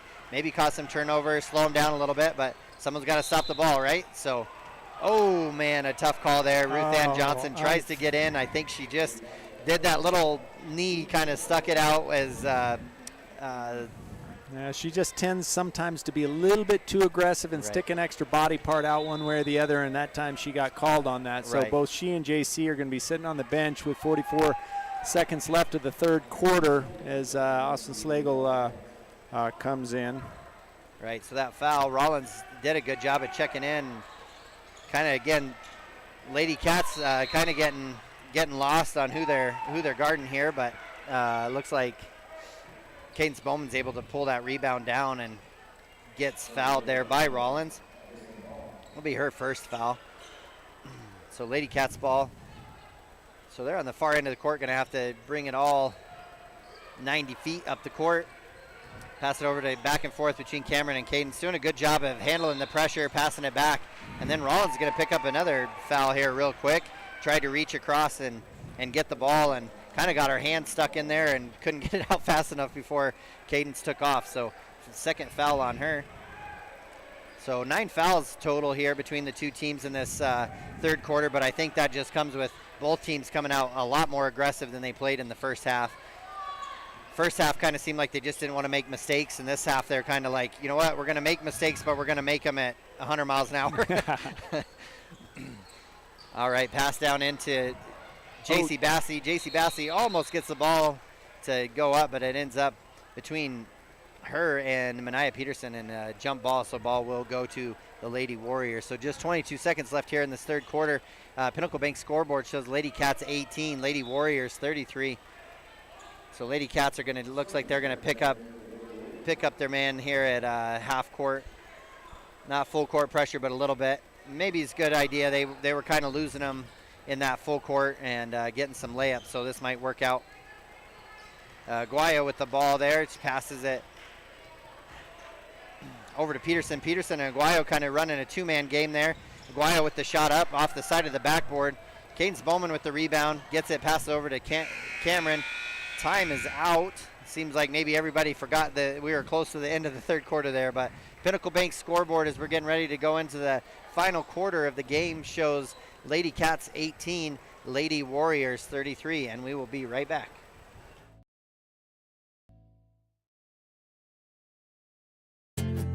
From one corner of the state to the other, over 82% of Wyomingites wear their seatbelts. And to the 18% who don't, we say, let's buckle up for life, Wyoming. At some point, everyone is a pedestrian. When you're driving, YyoTo pedestrians. Wear light clothing. Walk on a pathway instead of the road. Look out for pedestrians. Avoid distractions like your phone. Look out for pedestrians, they're everywhere. We are the Wyoming Indian Lady Chiefs. We need you in our stand. There are two. All right, and we are back here for the final quarter of the ball game here between the Lady Bobcats and the Lady Warriors. As they come out and Lady Cats are going to have a lot of ground to make up here, and 15 points down. Going to have to really work to, do it. It's definitely possible. There's these girls could go on a little run here, but they're going to have to get stops on the defensive end because you're not going to make up a 15. When you've only scored 18, you're not going to score 15 if you're not making stops. And that's exactly right, Kevin. Hopefully they can. They've got both JC and Ruth Ann in with 4 fouls, so hopefully that's a wise choice as we get the fourth quarter started. Unfortunately, bad pass by Cameron over towards Ruth Ann, out of bounds for another turnover, so Lady Warriors will retain possession. And I agree with Coach Villa having to do it. I mean, you're down 15. You kind of got to put your best out on the court and see what they can do. And yeah, you have to still play aggressive, but also play smart. So it puts both of them in a tough position, but you want to see them still play tough through this. Good post move there by Mania Peterson as she goes up and puts the bucket in. So the post players for the Worland Warriors, man, have really stepped up, scored a lot of points. That third quarter showed Mackenzie Ray scoring 6 points. So Lady Cats bring the ball up over to JC Alsey. JC Alsey with a long three. Oh, just a little long. Austin gets in there for the rebound along with Peterson and jump ball. Only the 472nd jump ball of the game so far. So ball goes to the Worland Lady Warriors. And they bring the ball up. Aguayo brings the ball up.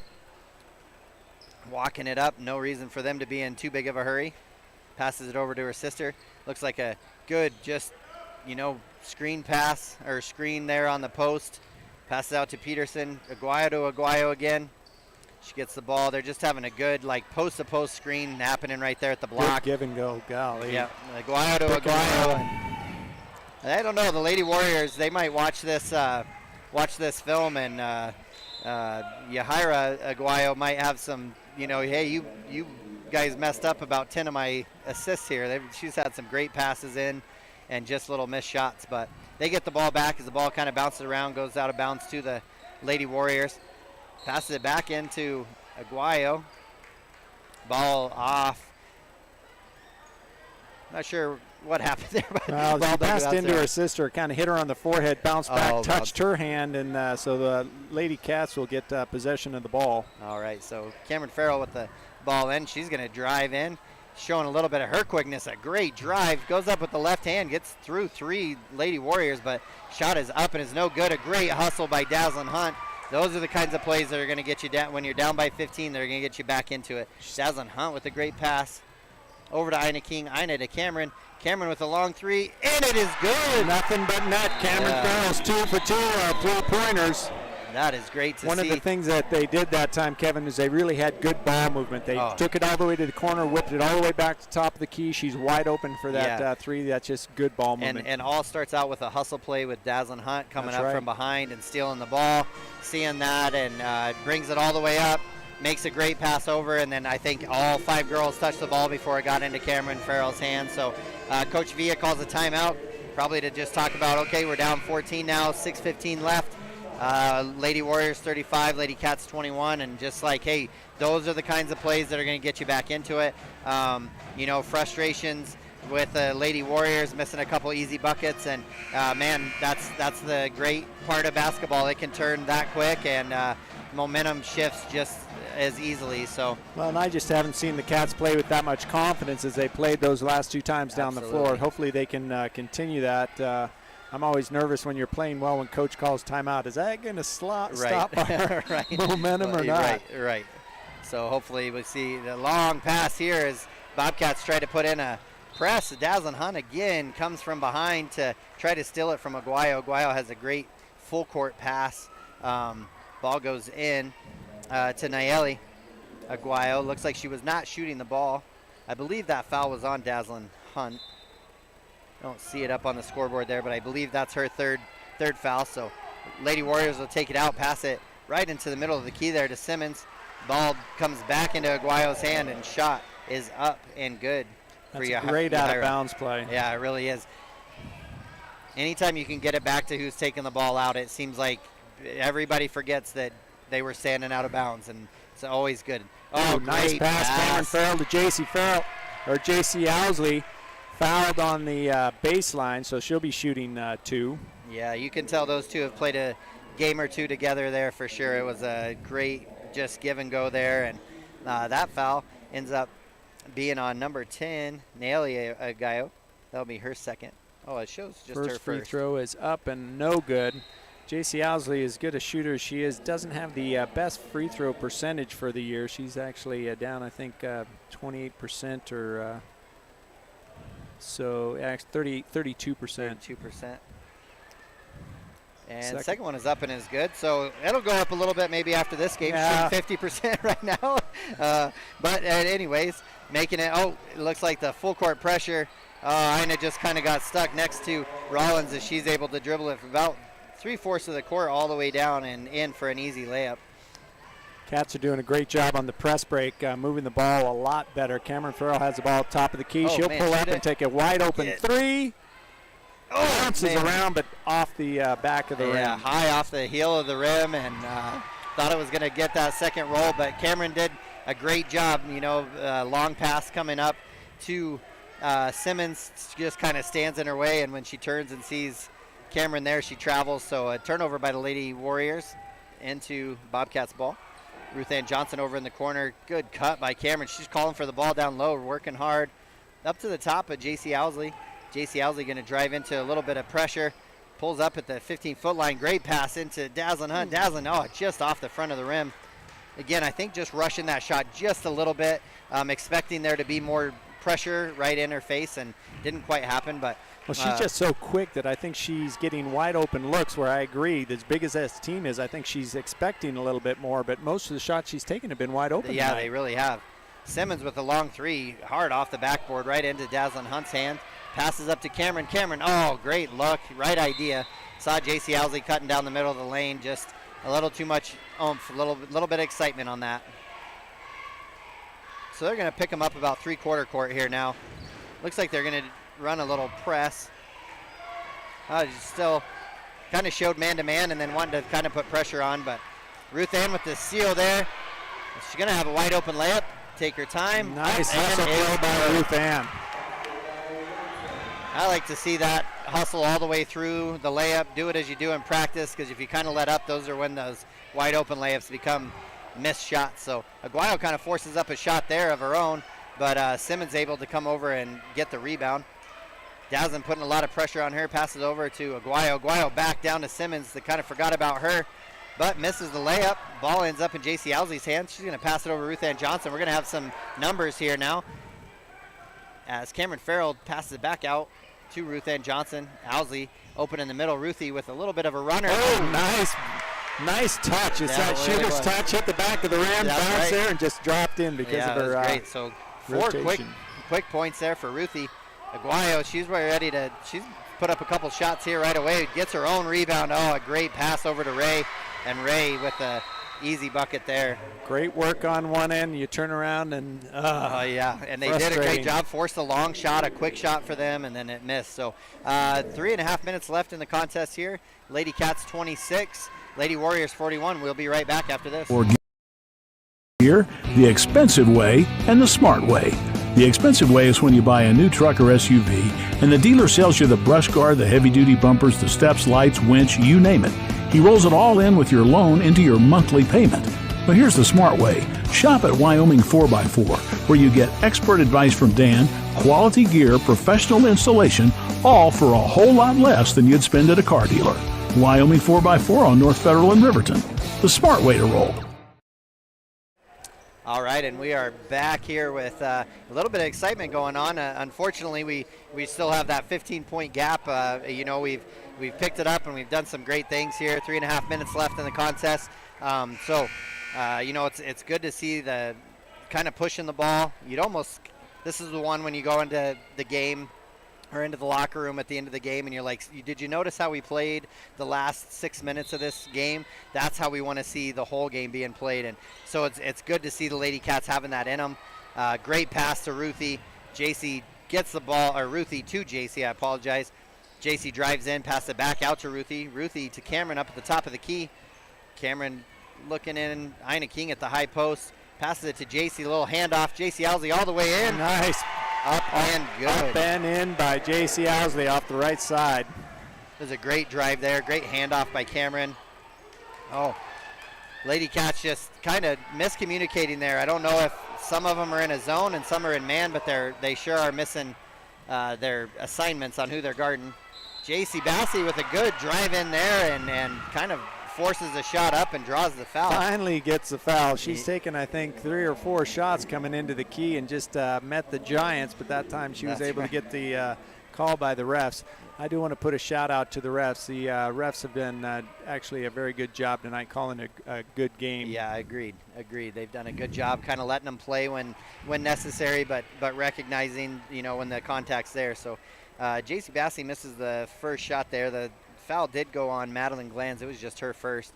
So JC with the opportunity to make the second shot, which these are the important ones when the clock is stopped. Second one is up and is good. So a little bit of this pressure seems to be working. You know, just causing a little bit of, you know, nerves in the Lady Warriors. Bassey with a great kind of poke away at the from behind, but just doesn't quite get it. A guy who called for the ball in the middle of the key there. Over to Glanz. Glanz back to Aguayo. Going to pass the ball out to Sanford. Sanford then long shot there. And I apologize for not knowing the name there. I didn't have her in the books. Oh, unfortunately, a long pass down by the Bobcats. Couldn't quite get control and lose it out the other end. That's right. I think JC's dad maybe had something to say about that one. I can hear him. Yeah. So pass there, going to put a little bit of pressure there in the middle. Again, the press really seems to be working pretty good as far as causing some chaos and everything, but Aguayo is able to get the ball across. Passes it in. Oh, down low. Oh, no, just missed. So, again, a good shot by Sanford, misses, and then number 1 comes in and gets a bucket on the offensive rebound. Cameron Farrell with the drive in, goes up with the left hand, misses. Rebound comes down with Peterson. Peterson going to pass it up to Aguayo. Pinnacle Bank scoreboard, just a minute 50 left in the contest. Bobcats 29, Lady Warriors 43. Cameron Farrell with a hustle play off of Aguayo there, trying to get the steal. Good to see them taking a few chances. Again, J.C. Owsley, Ruth Ann Johnson doing a great job playing with 4 fouls, still playing hard, hustling, doing what they need to do here. Aguayo's going to stand up, kind of make Cameron come out and guard her. Not a lot of time left, so Lady Cats are going to have to kind of get up, take some chances, try to get the ball back, because Worland will be just happy with letting the time tick away. Ruth Ann with a little poke away there, knocks the ball out of bounds, but it does stay Worland Warriors ball. So Dazzlin Hunt, Cadence Bowman are going to come in. They're going to probably go for maybe more of their scores out now and try to get them to see if we can get some shots up. But they're going to have to play some tough defense here. Again, Lady Warriors are going to be happy just standing out. Cameron's kind of not wanting to put the pressure on because she knows she can drive to the hole, but right now needs to understand that, you know, she's not looking to score necessarily, so up and make those passes. All right, there, and there we go. Just a little bit of pressure. Madeline Glands with the turnover, so good tough pressure there. Make sure that, you know, denying passes in. So minute 6 left, 29-43. Lady Warriors up over the Lady Bobcats. Cameron Farrell coming up. They're going to have to play with a little sense of urgency here, try to get some shots up. Working the ball around, passes it into Ruth Ann Johnson. She sets up for a corner 3 off the back of the rim, but Dazzlin Hunt gets in there, almost gets the ball. Guayo with the hustle rebound there, passes the ball up to Sanford. Sanford gets the ball into Glands. Glands back over to Sanford. Guayo are going to play catch here for a little bit. They're going to have to put some pressure on. Oh, and Guayo all the way to the rim. Doesn't get it, gets an offensive rebound and a putback in right there. So now just 30 seconds left in this fourth quarter. 45-29, Lady Warriors over Lady Cats.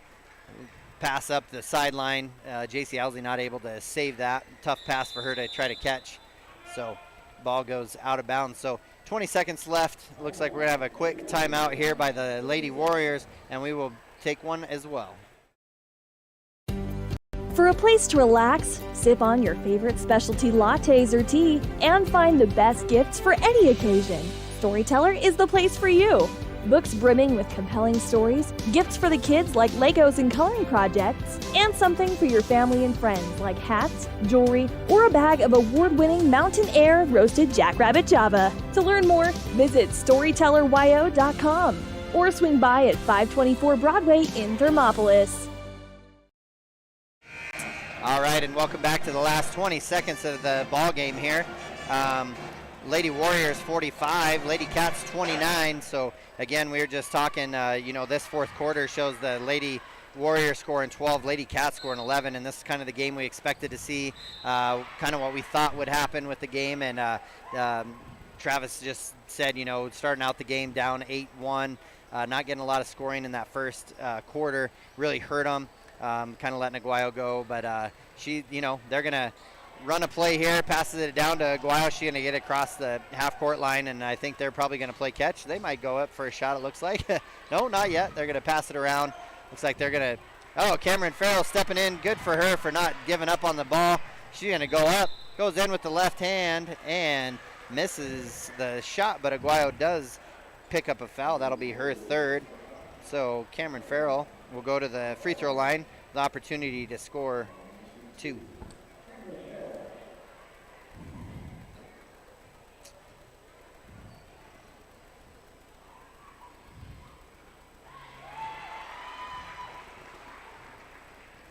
All right, so first one is up and is good for Cameron. Second shot is up and is good as well. 5 points for her in this quarter here. So Lady Warriors going to bring the ball up. Dazzlin Hunt plays a little defense there. So final score here on the Pinnacle Bank scoreboard at the end of this game shows the Lady Warriors 45, Lady Cats 31. We're going to take a quick 30-second break, and we'll be back to talk about our players of the game, and then also a little wrap up here, and then get ready for the boys game, which will start in just 10 minutes. Thermopolis Hardware and Mercantile is a proud supporter of Bobcats Athletics. There's so much more than a hardware store. You'll find Ashley furniture and decor perfect for your home. There's a great toy selection, as well as tools, kitchen items, grills, and a garden section. That means there's something for everyone at Thermopolis Hardware. Don't forget to check out their variety of custom cabinets, window shading, and flooring. Hi, I'm Karen with Thermopolis Hardware. Buy local, be local. Go Bobcats! One-Eyed Buffalo Brewing Company is proud to sponsor this broadcast of Thermopolis Athletics. Enjoy some of the finest prime rib around at One-Eyed Buffalo every Friday, Saturday, and Sunday. You cannot beat their menu full of mouth-watering items like the bison burger or the many different varieties of mac and cheese. Top it off with one of their locally brewed adult refreshments on tap. One-Eyed Buffalo Brewing Company, 528 Broadway in Thermopolis.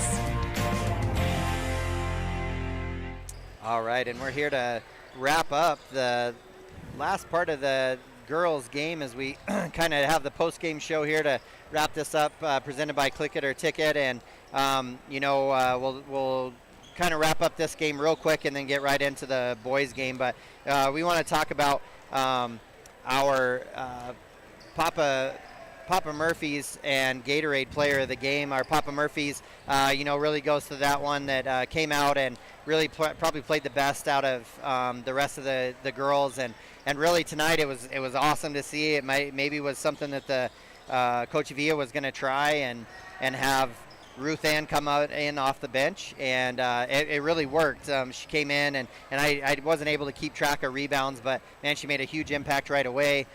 She was their leading scorer with 10. Well, her and Cameron Farrell both with 10 points, pretty even across the board. She just scored in every quarter and played really well. So without a doubt, the Papa Murphy's player of the game. Yeah, I agree with Kevin. And again, she was playing on both ends of the floor. Hustle defense, a lot of offensive and defensive rebounds in addition to scoring well. And considering the fact she spent a decent part of the game on the bench with 3 and 4 fouls. Right. So all things considered, I definitely think she earns that. Our second player of the game, the Gatorade player of the game, I think is definitely well earned by Cameron Farrell. She came out and didn't have much of a impact in the first part of the game, but the second part of the game, she took control of the ball, breaking that press, had a lot of good passes, moving the ball up the floor, scored a total of how many points? 6 points in the last quarter of the game. So Cameron Farrell will be the Gatorade player of the game. Right, she did a good job after, last week. She could have came in a little defeated, kind of wasn't able to handle Powell's pressure quite as good, and man, she came right out and got the jitters out a little bit, and then really did handle the ball well and did a good job. So again, we want to thank Papa Murphy's and Gatorade for presenting the player of the game. And that'll kind of wrap it up for the post game of the girls, and we're going to head right into the pregame show here presented by Gotchi for the boys game. And Travis, I know you've taken a few notes here for some keys to the game, so we'll present the Edward Jones keys to the game with Edward Jones and Travis Winger. We want to thank him for that. So what do you got for some keys going into this game? On paper, Kevin, this isn't nearly as evenly a match when you look at it. The boys come in with a win-loss record that is almost directly opposite of Worland. The boys winning 4, losing 9, and Worland winning 9 and losing 3. For the boys, their top 3 starters average close to 10 points per game each, where Worland has 4 starters averaging about 12 points per game each. 3-point shooting percentage, the Bobcats are shooting 26% from the 3-point line, where the Warriors are 29%. 2-point percentage, the Bobcats are 40%, where the Warriors are 53%. And then free throw percentage, Bobcats have 60% and the Warriors are 53%. Shots, if you look at the total shots a game, though, the Bobcats are getting 54 shots a game, where the Warriors are only getting 43 shots a game. Turnovers definitely go to the Warriors with the advantage of 18 versus the the Warriors having 12. They do have some common opponents, and the Rollins, Pinedale, and Powell. Thermop lost all 3 of those games, and Worland won all 3 of those games pretty handily. So, like I say, on paper, I think it's going to be pretty tough. Looks like Bobcats tend to play a little bit faster-paced game, getting off a few more shots, but the shooting percentage edge goes to Worland. I think they play a little bit more patient game. They're very well disciplined. That's been a program that's had a lot of success the last couple of years. So, keys to the game. Thermopolis has to win the turnover battle. We got to take care of the ball, which we tend to kind of in our fast pace, trying to get the ball up the floor, have some more turnovers than we need. I think if we take a little bit more time, be a little bit more patient on offense, get a better shot, get a better shooting percentage, that's going to have to happen and for us to be in this game at all and not get beat in transition. Before the game, I had a chance to talk to Coach Corpany, and he said he admitted Worland's just a tough team all the way around. They take the ball, they get the ball in the paint, they score a lot in the paint. And, they run a really tough half-court man defense. And so he just says, we're just knowing that. We've played them enough, but they definitely, with that discipline, we're just going to have to win those battles. Right, and I mean, Worland, according to the Wyo Preps polls and things like that, they come in as the number 2 team, and they have had a number of good teams over the years. Coach Abel runs a really good program, and like you said, they're very well disciplined. Not very often does anybody go rogue and try to do their own thing. They really do work hard. I did have the opportunity to go and watch them since the Bobcats weren't playing last Saturday, and I went and watched them play against Powell right after we had played, and man, they love to go baseline. They're really disciplined to go baseline, and I imagine that's going to be a point of emphasis as well, is not only winning that turnover battle, which is hugely important, to go from 18 to, ideally you would love single-digit turnovers for sure, especially against an opponent like this. And it's kind of the thing that has to happen for you to stay in a game against a team that is so gifted and talented.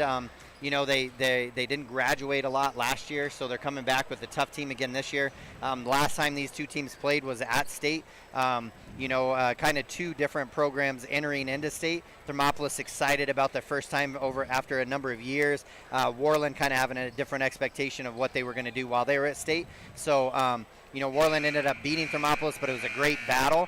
It was a really good game. So, again, Thermopolis graduated a few people as well, but a lot of these boys have seen varsity time and have seen a lot of varsity time now this year. So I'm curious to see how Corpening, how he likes to substitute and run his different cores in his different groups, because, gameplay always plays into that of how it's going to look and how it's going to go. So that is the Edward Jones keys to the game. Thank you, Travis Winger, for presenting those for us. And we will take a quick break, and we will be back to finish up the pregame here of the Thermopolis Bobcats and Worland Warriors. I want to thank those of you listening on 101.7 KDNO, spending some time with us, and then also those of you that are able to stream the game on WyoToday and on YouTube. So appreciate it. Don't forget to hit that little bell in the corner there too, so each time that we get started or whatever, you get a notification that we're going to get going. So we will be back with Sutherland starters of the game here in just a minute. Did you know the Gotchi Rehabilitation and Wellness in Thermopolis also has something called the Gotchi Wellness Center? It's your dream gym with cardio equipment, cable machines, free weights and dumbbells, hydraulic resistance machines, and personal trainers that care about your goals. The Wellness Center is huge and includes a rock wall, pegboard, sled, tires, punching bags, squat rack, and a whole lot more. Check out the Senior Wellness class. To take the first step to a healthier you, visit gotchi.org. 7 Lazy S Cafe and Bar in Thermopolis invites you to try the best breakfast in Wyoming. Try some of the hit dishes like the biscuits and gravy, the chicken fried steak, and the huevos rancheros. If it translates to ranch eggs, you know it'll be good. Try over 20 breakfast items on the menu. Find the kind of cooking that keeps you wanting more at 109 South 6th Street in Thermopolis. 7 Lazy S Cafe and Bar. Open Friday through Tuesday, 6 a.m. to 2 p.m. and for dinner, 4:30 to 9 p.m. I'm Travis Winger. I'm a financial advisor with Edward Jones. And we do, I pride myself on helping people with financial planning, achieving whatever goals are most important to them. The most valuable thing you have when it comes to planning for your future is time. The sooner you start and the more detailed your plan is, the better chance of success you have. First-timers are my favorite people to work with because they're hungry to learn, and coming to see me doesn't cost anything. I don't charge for appointments, I don't charge for anything. Come in, talk to me, and all you'll leave with is a little bit more knowledge than you came in with. Edward Jones financial advisor Travis Winger, 435 Arapahoe Street, Thermopolis. Here in Wyoming, we live by the spirit of the Wild West. Now where the sun's a little brighter, where the snows that fall are a trifle whiter, where the bonds of home are a wee bit tighter, that's where the West begins. We're the bank that's with you wherever that spirit, because we're more than a bank in Wyoming. We're Wyoming in a bank. Pinnacle Bank, the way banking should be. Ever wonder why so many babies are delivered at Hot Springs Health in Thermopolis? Could it be the exceptional prenatal care offered by our providers? Or our convenient family practice clinics located in Thermopolis, Worland, Basin, Shoshone, and Riverton? Maybe it's our new OB suites with large jetted tub, or maybe it's the place where you know you can find all of this and more.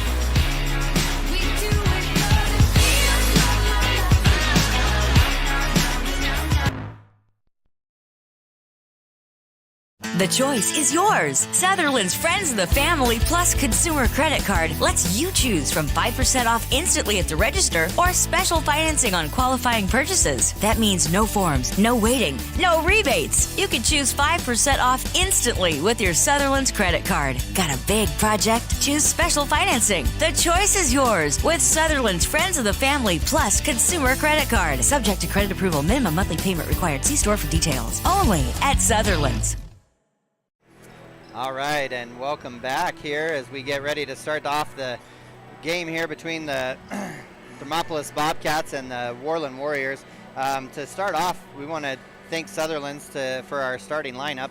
And starting lineup for the Worland Warriors is Cade Weber, number 0, number 11, Brock Duzanis, number 24, Court Gonzalez, number 30, Carter Clark, and number 33, Landon Gilmore. For the Thermopolis Bobcats, we have a couple brother duos out there. We have number 0, Jet Longwell, number 2, McCoy Longwell, 11, Gavin Shumway, and the Simmerall twins, number 12, Cord, and number 22, Corbin. And we want to thank Sutherland's for the starting lineup. So Bobcats win the tip-off here and get the ball going. So a tough man-to-man kind of get him 3 points from the left side of the court. Gavin Shumway with the first score of the game. And I tell you, if you can get him going early, man, I want to get him the ball often because he can really move the ball around. So Duzanis with the ball, passes over to Clark. Clark over to Weber. So they're going to work the ball around on the top there. Bobcats in man-to-man defense as well. Clark, there he goes, dribbles, nice baseline. Ooh, looked like a little forearm shiver there, but he got away with it. Shot goes up, gets his own rebound. Shot is up and good by Clark. 3-2 early here in the first quarter in the Bobcats home court. Again, their second game conference game. Passes up to Weber. Weber looks like he's going to drive in. Oh, maybe drug that back foot. That was definitely a travel. Yeah, good pressure there by Cord. Gets the ball back into Gavin's hand. Gavin over to Corbin. Corbin with a long three. That's not an easy pass to make from brother to brother off the backboard like that, but pass, and looks like Cord must have, going up for that rebound, must have got two hands in the back there, and he fouled, so that'll be his first. So it looks like the Bobcats are going to take the pressure off. Powell kind of took care of that pressure last week, so it looks like maybe they're going to try something different here and just pick them up in half court. Ball goes to the top of the key there to Gilmore. Gilmore to Weber. Weber and Gilmore kind of back and forth. Gilmore is not afraid to take that three. He's actually got a really pretty shot. Misses it off the back there. Gavin gets the rebound. Looks like Duzanis was trying to get in there and get a jump ball, but they called him for a reach-in foul there, so that'll be the first foul on him as well. So looks like Worland's going to put in a little bit of pressure here, but Weber's going to have to take a seat. He's got bleeding on the elbow, so they'll take him out and get that covered up and let him come back in. Right. So off the bench is Owen Page, and he plays a lot for them, and he works really, really well. I remember watching his brother play, I believe, in the championship game, and had just an amazing game a little bit back. So it's like the Bobcats are going to get not sure what's going on here. We got people running off the court and into different rooms, but it looks like Hadley Johnson's going to get checked in, so good to see him out on the court. I think one of the Cimmerals, I think Corbin Cimmeral had blood on him, so they had to get blood off of his jersey, so doing a jersey change on the side. All right, looks like one of the Aaron's boys is going to maybe lose his chance at some playing time, but he's going to unselfishly hand over his uniform so Corbin can get back in the game as quick as possible. So Worland gets set up here. Clark with the ball. Pass it over to Gonzalez. Gonzalez is a really good threat at dribbling baseline there. Gonzalez over to Clark. Clark back out to Gonzalez. Gonzalez with three-point up at the top. Gavin again with another defensive board there, and he's going to bring the ball up fast. Passes it over to Hadley Johnson. He's got a good outside shot. Runs. Just missed on the screen and roll, but McCoy gets in there, pokes the ball away, gets it over to Hadley. Hadley over to Gavin. Jet. Long three. Gavin with the shot. Jet setting a screen, but Cord Cimmeral gets in there, gets that offensive board. Ball ends up in Page's hands, but he was out of bounds as he fell to the ground, so it looks like ball will stay the Bobcats. They kind of had a similar situation to this last week where they kept getting the ball in kind of weird situations. It's hard to draw up a play unless they leave Cord Cimmeral wide open, then that would be, they decided to cover him up, but he was wide open on the block there for a second. I think McCoy was like, give me the ball, give me the ball. Jet trying to pass it to McCoy, gets the ball poked away by Clark. So we have a sub coming in, so Weber will come back in after getting his elbow wrapped up. Looks like Corbin will come in as well, representing a new number here, so he'll be number 54 now. It comes in for Cord.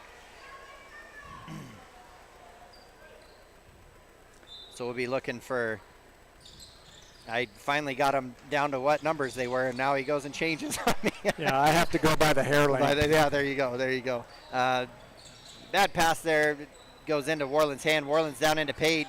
Page passes to Gonzalez. Gonzalez goes up with a good shot off the baseline. Corbin with the foul, coming behind, just came up. Looked like he thought it was all ball, but he definitely had a little bit of body mixed in. You're right. Send Gonzalez to the free throw line for two.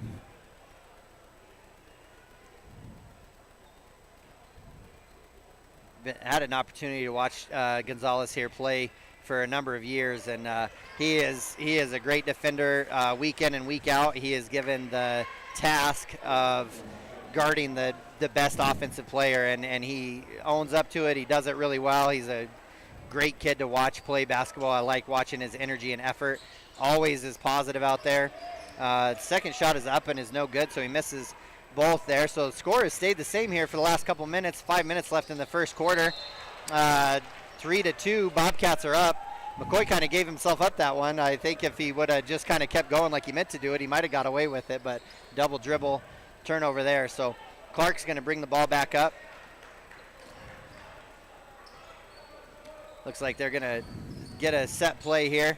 Run it over to Gonzalez, a little UCLA handoff. Passes over to Weber. Weber to Clark. Clark looks at the three, no good, or doesn't shoot it. Changes his mind. Weber looking in to pass it into Page, but changes his mind. Back over to Duzanis. Duzanis with a good crossover. Great entry pass in. Again, Gonzalez with a hard baseline. Maybe he doesn't even have the ball in his hands. He goes hard baseline. So Gonzalez with the ball again, goes back up. Jet Longwell with the foul on the baseline, yeah, so almost send Gonzalez back to the free throw line. Yeah, and the exact same foul almost. Like, thought he got him all ball and maybe did with the hand, but I think the body ran into him again, and that's again where Gonzalez, man, he just has good control, but right now it's paying off for the Cats.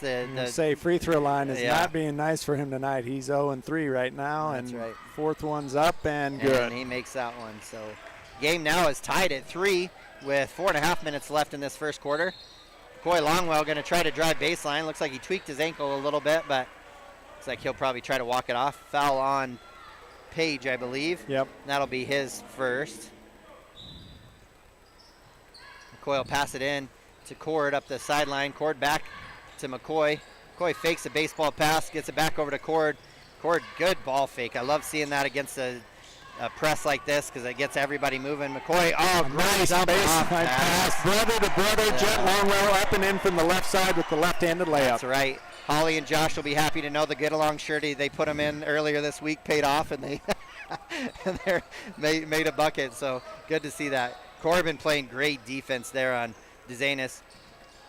Gavin switching off. Good communication there, talking. Little UCLA handoff. No good. Shot. Gonzalez gets a rebound. Passes over. Weber with the 3 up, and it is good. I tell you what, none of these guys we really want to get going on the three-point line. McCoy with a pass over the top. And an and one opportunity for Brock DeZanis. Yeah, just like that, the spread's starting to go. Worland with 8 on the Pinnacle Bank scoreboard, and Thermopolis a score of 5 with DeZanis on the free throw line for that old-fashioned 3 we were talking about last game. Yeah, Bobcats kind of getting a little taste of their own medicine with the pressure that they usually like to put on, and so with that, kind of struggling with handling the ball. Brock DeZanis is unable to make the free throw line, so right now, kind of living up to their free throw percentage and not making too many. Gavin Shumway trying to dribble the ball up full length of the court, gets poked away and out of bounds. So underneath their hoop, they'll set up a sideline play here. I'd probably try to get the ball back in Gavin's hands, see what we can do with another shot. Gonzalez, though, man, he's just a good defender. Deep throw by McCoy. Oh, McCoy misses. Ball goes into Gonzalez and a wide open layup for Weber, and it is up and good. So looks like Coach Corpening's going to have to call a timeout here with the Pinnacle Bank scoreboard showing 3:15 left in the first quarter. Bobcats 5, Worland Warriors doubled up with 10, and we'll be right back after this. Gotchi Rehabilitation and Wellness knows what it means to be on top of your game. For over 60 years, Gotchi has led the field in providing physical therapy, occupational therapy, and wellness in Thermopolis and their facilities in Worland, Basin, Powell, Cody, and Shoshone. Whether you're recovering from an injury, deconditioned, post-stroke, or just looking to take control of your health, you'll find years of dedicated experience paired with personal care at Gotchi Rehabilitation and Wellness. Learn more at gotchi.org. All right, and we're back here. Again, Pinnacle Bank scoreboard shows 3:15 left on the clock here in the first quarter. Bobcats 5, Warriors 10. Bobcats are going to take the ball out of bounds and have the full length to go. You know, Travis, something I really like to see. It's fun to hear the band here again, bring some good pump back to the gym. Bobcats have got a great cheer squad as well, so seeing them out, they actually had to get their state cheer postponed today, so I think I saw that it'll be postponed until March 8th, but so they have an opportunity to be here as well. Great long pass to Cord, who was going to go up for the shot, and Weber came in and stole it, and kind of in Cord fashion, he had a frustration foul, so he comes over and picks up his second foul now. Some of those players are just known for that retaliation foul. They make a mistake and they just can't control that emotion and want to get the ball back too quick. And feel like they made a mistake, want to help the team out, like, hey, I'm going to get it back, guys, and then just a frustration foul there. But they're going to lay off Gonzalez a little bit here, kind of pressure him to shoot a 3, but Clark with a good spin move, and Jet there gets his hands on the ball. That time didn't get the body, so gets a block. Jet with an over the top pass, gets hit away by Clark. Clark into Page. Page drives baseline up and is good. Good control there to finish up with the shot. Passes up to Gavin. They're really handling the pressure okay. As far as the pressure they see in front, that's 2 or 3 times now, though. Gavin needs to just recognize that he's ahead of some people and they're coming fast. So teammates can help him out there too, calling out that Wolf, that someone's behind him. So Corbin with the ball there. Looks like they're going to change up their play a little bit. Pass it over to McCoy. McCoy at the top. Pass it into Cord. Here comes Corbin baseline. They switch that one up good. Good turn there by Jet. Kind of looking for it on the opposite block. Little body up and in. A good shot by Jet. Just doesn't quite go in. DeZanis with the rebound. Nice Ball ends pass up in Gonzalez's hand. Weber then gets a miss by Gonzalez. He goes to put it up and in and misses. So that'll be a second foul now on Jet Longwell. And we'll send Weber to the line for 2. And he already has 5 points in this quarter. So has an opportunity to score 7. And Worland leading 12-5 right now with just over 2 minutes left in this quarter. But again, free throw lines right now, they are 1 of 6 right now. So living up to that stat. That's the only stat we were beating them in on the review earlier, Right. is the free throw line. So that'll Right. definitely be a help down the stretch. Yeah, and it misses again. So 1 of 7 as a team that Worland is, and I have a guess that Coach Abel might be having an assistant coach put that down as a red flag. So something to work on. But Cord Simmerall gets the ball across, gets it into Gavin's hand. Canyon Gerber checking in, out of the excitement of me not even noticing he checked in. So Canyon Gerber and Hadley Johnson both checking in, getting some time on the court. Gavin with the fake pass into Hadley. Hadley turns around, no one around. Nice shot. Hadley Johnson, 10-footer from the just inside the free throw line, nothing but net. That's right. Great little shot. Good to see him. He's got a pretty shot, so it's good to watch him go up and shoot that ball. So here Duzanis has the ball, pass over to Gonzalez. Gonzalez over to Weber. Weber handoff to Clark. Good defense by Gavin to try to cut that off. Kind of just laying off, like I said, at Gonzalez, kind of challenging him to shoot a three if he wants to, but he's really happy with passing off. Clark kind of fakes the handoff there, but tries to drive. Weber gets the ball. Three's up and is no good, but Duzanis runs the long rebound down. Passes it over to Clark. Clark decides to reset it up at the top with Weber. Weber to Duzanis. Good drive to the hard baseline. Corbin playing good, hard defense. Canyon comes over to try to help, but Duzanis ends up winning that one and comes over and with that baseline driving in. First of the game, Kevin, they just love driving baseline, and they're good at doing it. Yeah, and they're patient to set it up and see what happens. So Cord Simmerall with a shot about 15 feet out, and then ball kind of ends up in Hadley's hands. I don't know if he thought the ball hit out of bounds, but he kind of was just standing out of bounds, ended up in his hands. So out of bounds on the Bobcats. Gonzalez bringing the ball up for the Warriors. Pass it to Clark. They're going to set up a play again. Here's kind of showing what Warriors are about. They're not about getting a lot of fast shots. They're really about getting the best shot. So ball to Clark. Clark with a three in the corner.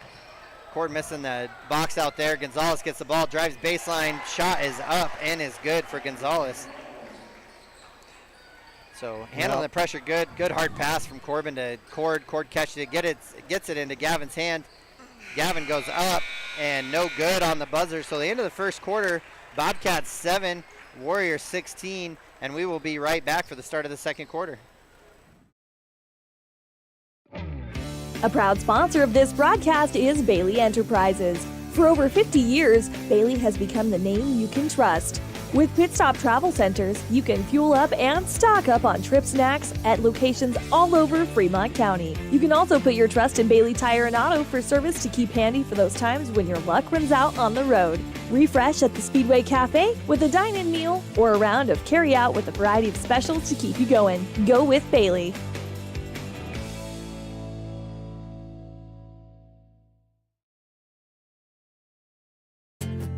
From one corner of the state to the other, over 82% of Wyomingites wear their seatbelts. And to the 18% who don't, we say, let's buckle up for life, Wyoming. At some point, everyone is a pedestrian. When you're driving, YyoToday pedestrians. Wear light clothing. Walk on a pathway instead of the road. Look out for pedestrians. Avoid distractions like your phone. Look out for pedestrians, they're everywhere. We are the Wyoming Indian Lady Chiefs. We need you in our stand. There are two. All right, and we are back for the second quarter here. Worland Warriors with the ball going to come up and leading 16-7 over the Bobcats. Pass goes in, Gonzalez with the pass over to Weber, skip pass to Weber. Back up to Duzanis. Clark's going to take a long three from the top of the key, misses it. McCoy comes over, gets a good try at the ball there, knocks it right out of Gilmore's hands, but ball just kind of bounces around and Bobcats not able to get their hands on it. So Clark will take it out for the Warriors underneath their own hoop as they run an out of bounds play. You always got to watch Clark. He's a good shooter and he wants the ball back. So I would be weary of the ball coming back to him. Gilmore with a long three. But again, not a good box out there by the Bobcats. Gonzalez gets the ball, goes back up, and a little frustration foul there by Gavin as he tries to swat the ball away. Oh, I might be wrong. That was on Corbin? Oh, Yeah, that was on it should have been, I think, Corbin. on Gavin. I think he earned it, but Right. they saw Corbin's number. So Gonzalez hit the line again for 2. First one is in. Up and good. So now back to his last free throw, and this one he's got 2 in a row. But again, he works hard, man. He's a hard worker on the boards and everything. So he's one that kind of just wants to be fastest out there. Looks like we have a little bit of blood on the court, so they're going to spend some time to get a few of these drops of blood up. But yeah, Travis, World, we were kind of talking there during that timeout that they're, watching Worland, you just see the discipline that they have in there, running their offense. They're very comfortable with their offense, so they don't rush anything. They don't really force. They've had a few maybe threes that Coach Abel maybe wouldn't have wanted to see right away, but again, they work so hard on the offensive board, then going and getting it. So Gonzalez again up with the shot, misses that one. Corbin with the rebound. Great rebound, passes out to Gavin quick. Gavin will bring the ball up on the left-hand side. Skip pass to Gerber. Gerber kind of has to save the ball, throws it over to McCoy. McCoy and Gonzalez kind of meet at the ball, and ball goes out of bounds off of Gonzalez. So Del Dukes will come in and check in for the first time for Gerber here. So looks like they're going to run a little bit of sideline play here, get set up. Gavin at the top of the key, Gonzalez on him. Pass it over to Corbin. Corbin nice off pass to back. Hadley. Hadley goes up with the shot, gets blocked by Gilmore, gets in the hands of Clark. It's going to be a 2-on-1 situation, back and forth between Gonzalez and Clark with a nice lay-in there for 2. Ball goes into Del Dukes. Del does a great job of getting it right into Gavin right away off the pressure. Gavin goes up for a quick shot. No good. Gilmore getting the ball. And Gonzalez leaking out. Goes up and in again. Just like that on the Pinnacle Bank scoreboard. Worland Warriors 21, Bobcats 7. Another turnover there. McCoy trying to force the pass into Del Dukes. Not able to get it. Goes into Clark. Clark gets it. Goes up for a shot. Miss. And Corbin Simmerall comes down. So looks like Worland's going to go ahead and try to put in some half-court pressure even off of a miss. Del with a screen here to McCoy. McCoy pass out to Hadley Johnson. Hadley gets it. Corbin fakes a backdoor there. Pass out to Del. Del's going to try to get it into Gavin's hands. Needs to maybe pass it more where he's going to be, not where he's at on that one. Hadley Johnson with the 3. Saw he missed it. Followed his shot, but unable to get there. Clark gets a rebound. Bobcats are going to have to get their transition and turn around quick because Worland's coming. Gonzalez with a hard drive.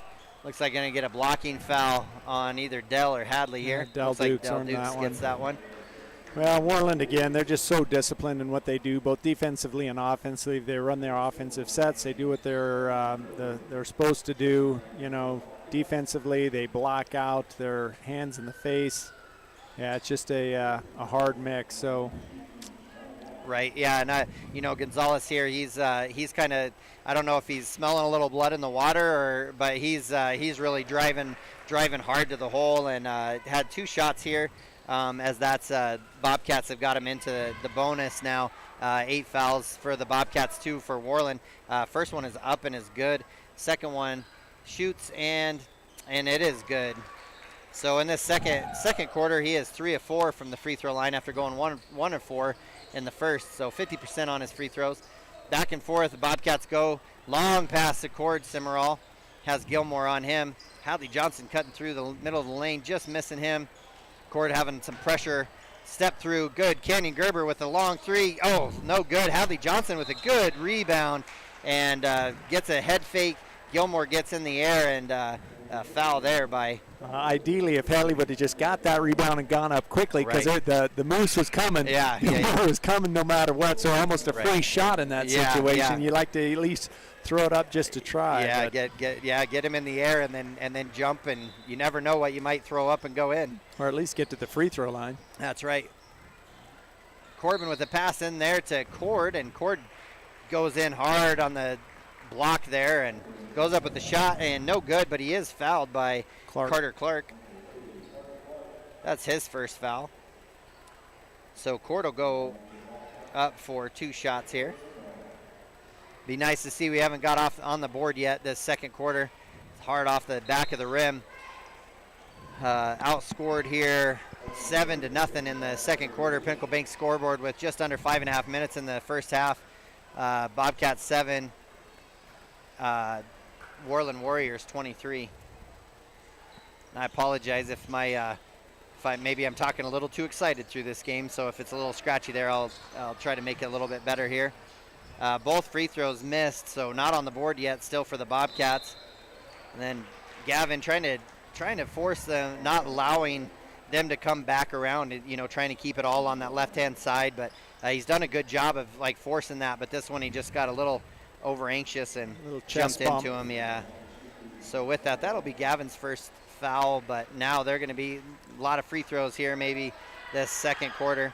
Yeah, double bonus for the rest of the quarter. Right. Owen Page goes up for the free throw, misses it, but Warriors get the rebound back. Weber with the long three into Hadley Johnson's hands. Hadley's going to drive in tough with the left. Oh, up and in. Hadley Johnson gets the roll over the top of the rim.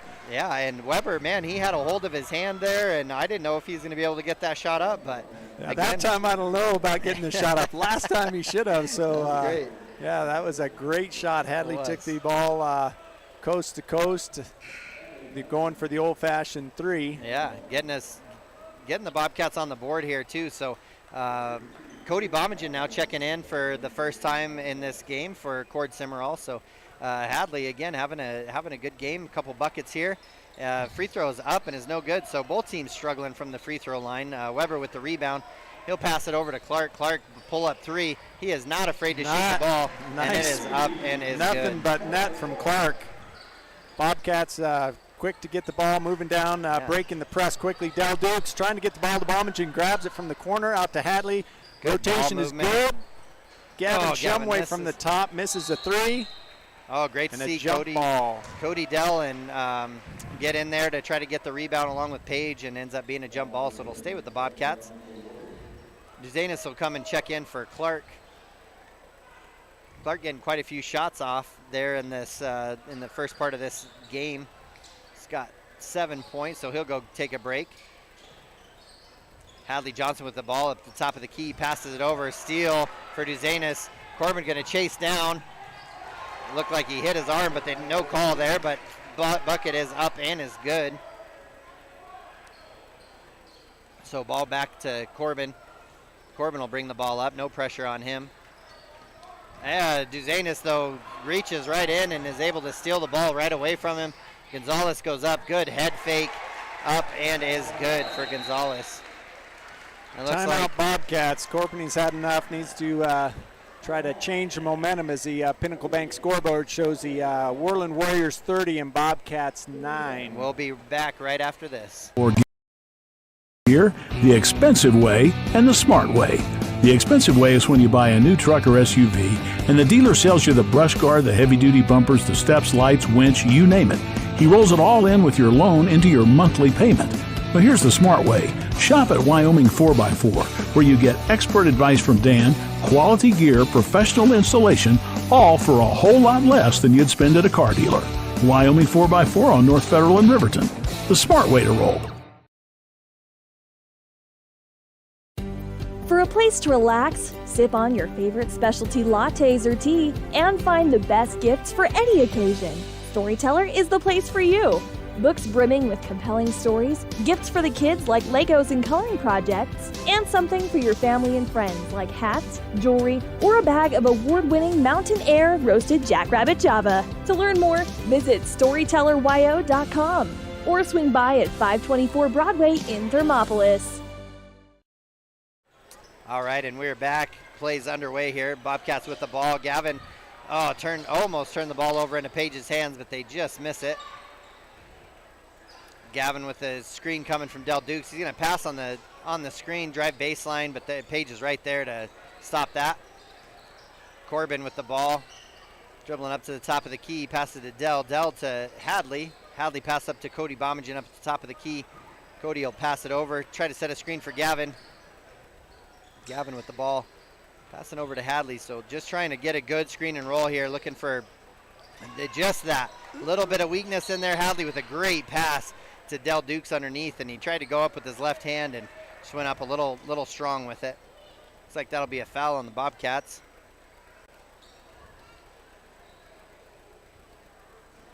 That foul will go on, I believe, Cody Bomagen. They said 33, but Right. yeah, we don't have anybody 33, so I'm Right. sure it was 32. Yeah, I think letting 33 know that he was. Oh, the foul was on Worland, that's so what it was. 33 Okay, for that Gilmore, makes a so little that more makes sense. more Yeah, I was sense. struggling Okay. with the number call Right, there. yeah. So yeah, Gilmore must have made the push down low. There are 13 people on the court, and one person knew what was going on. All right, great pass from Corbin into Cord, and Cord with an easy layup right there. Well executed out of bounds Yes, play. it is. Duzanis with a screen and roll into Page, and Corbin with a good rebound there. Corbin will bring the ball up. And if you're watching on WyoToday and the YouTube stream, you'll see very similar offenses. Nice deep shot by Corey Longwell. Great from the shot left there. side, nothing but net.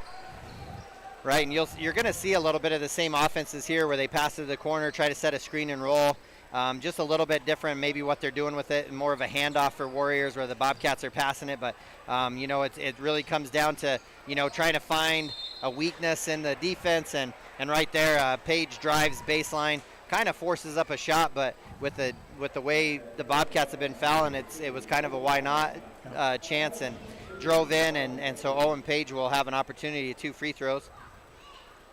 That foul was on McCoy Longwell, so that is his second foul. First shot by Page is up and in. Now the score on the Pinnacle Bank scoreboard is the Worland Warriors 31 and the Bobcats 14. So Bobcats have had a little bit better offensive presence so far the last part of the second quarter. Yeah, finally getting on the board there. Kind of started by Hadley, and then they've kind of answered. So making both of those free throws. Worland's going to still show a little bit of pressure, more just man-to-man in this case. Corbin going to dribble up sidelines. Looks like he's going to get pushed by Duzanis on the sidelines there. We finally get to the free throw line.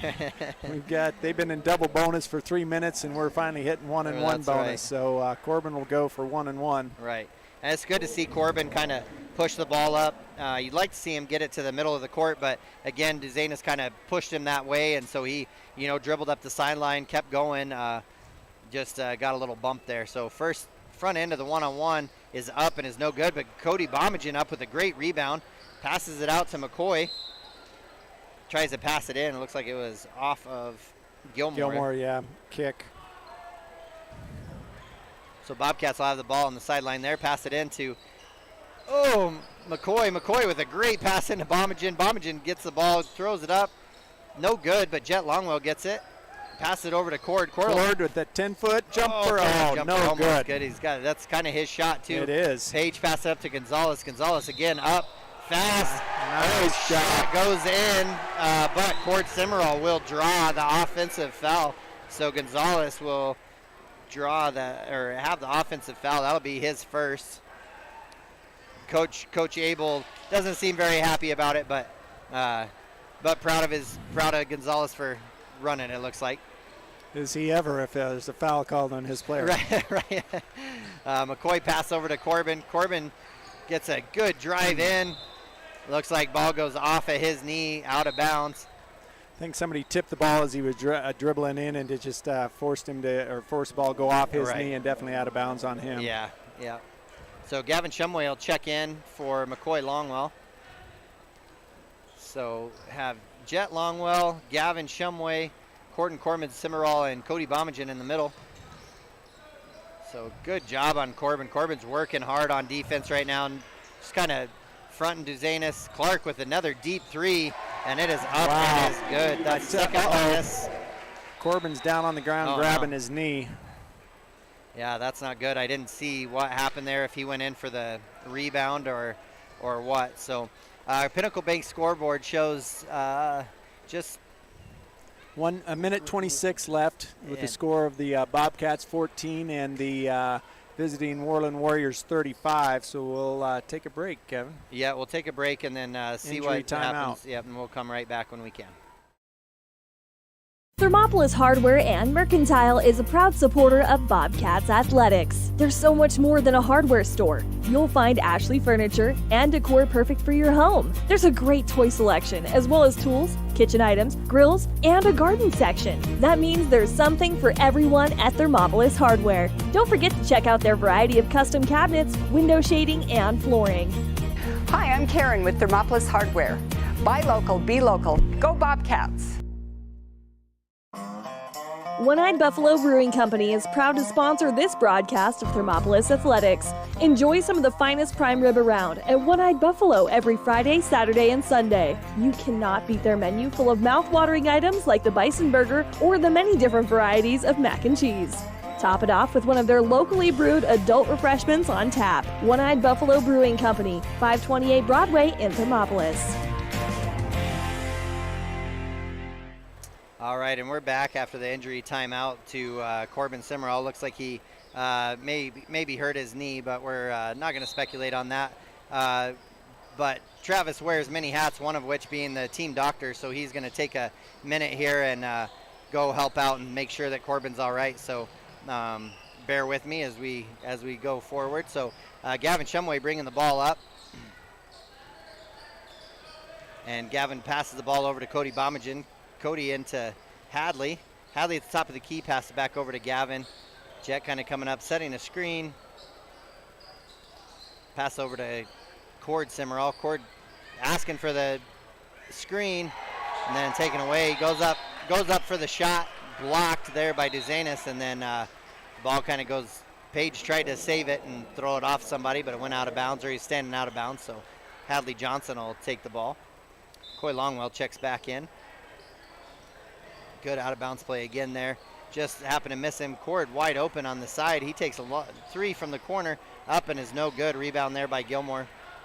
Gilmore passes it up to Clark. Clark passes over to Duzanis. Clark wide open. Long three again.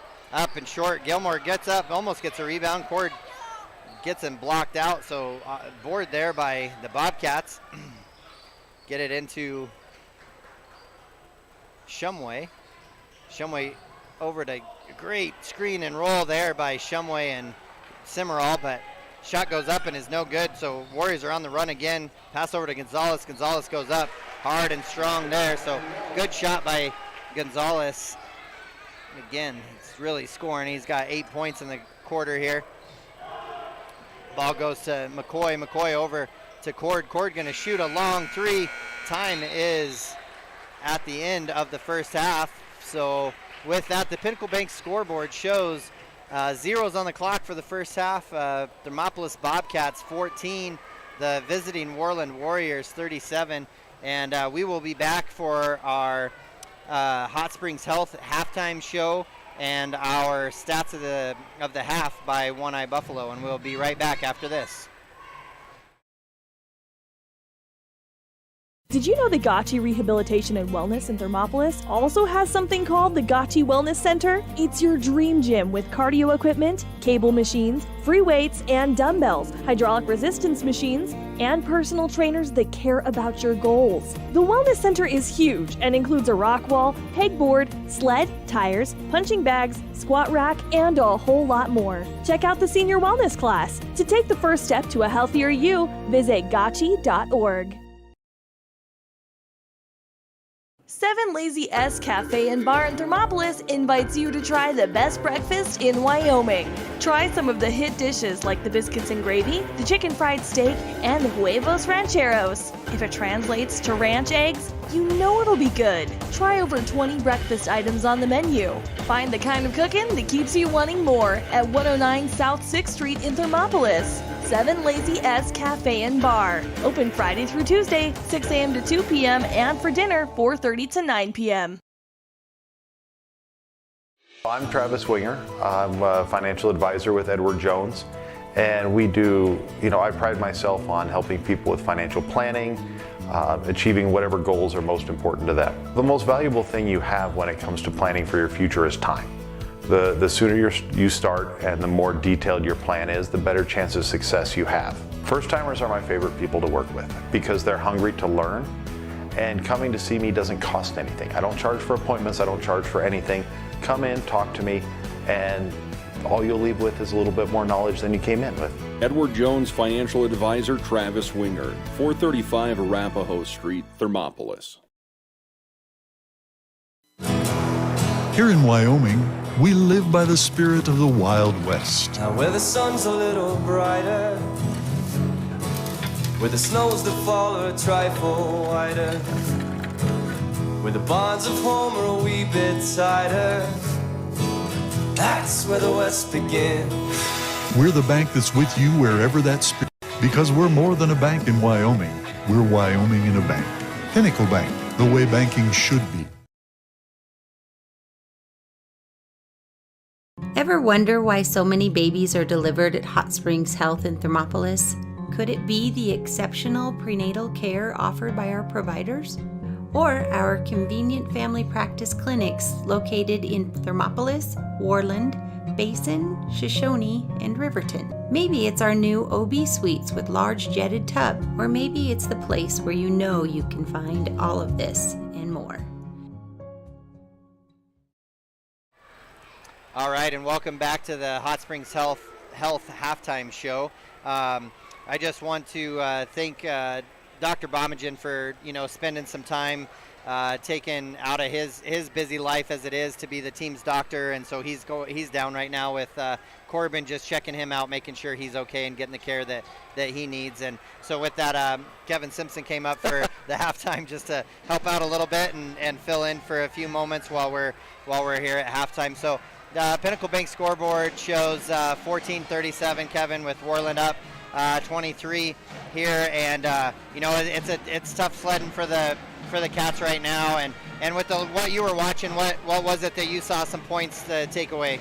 I think Worland's very athletic. They're quick, and that comes and shows you in their full court press. And I think the kind of telling thing to me was I was sitting down in the stands, and they turned the Bobcats over about 3 times in a row on that full court press, and that's really when things started to kind of crack open for Worland Warriors, and that's really where the Bobcats are struggling. And then they get down here in the half court set, and Worland tightens up their defense and swats a couple right underneath the basket as well.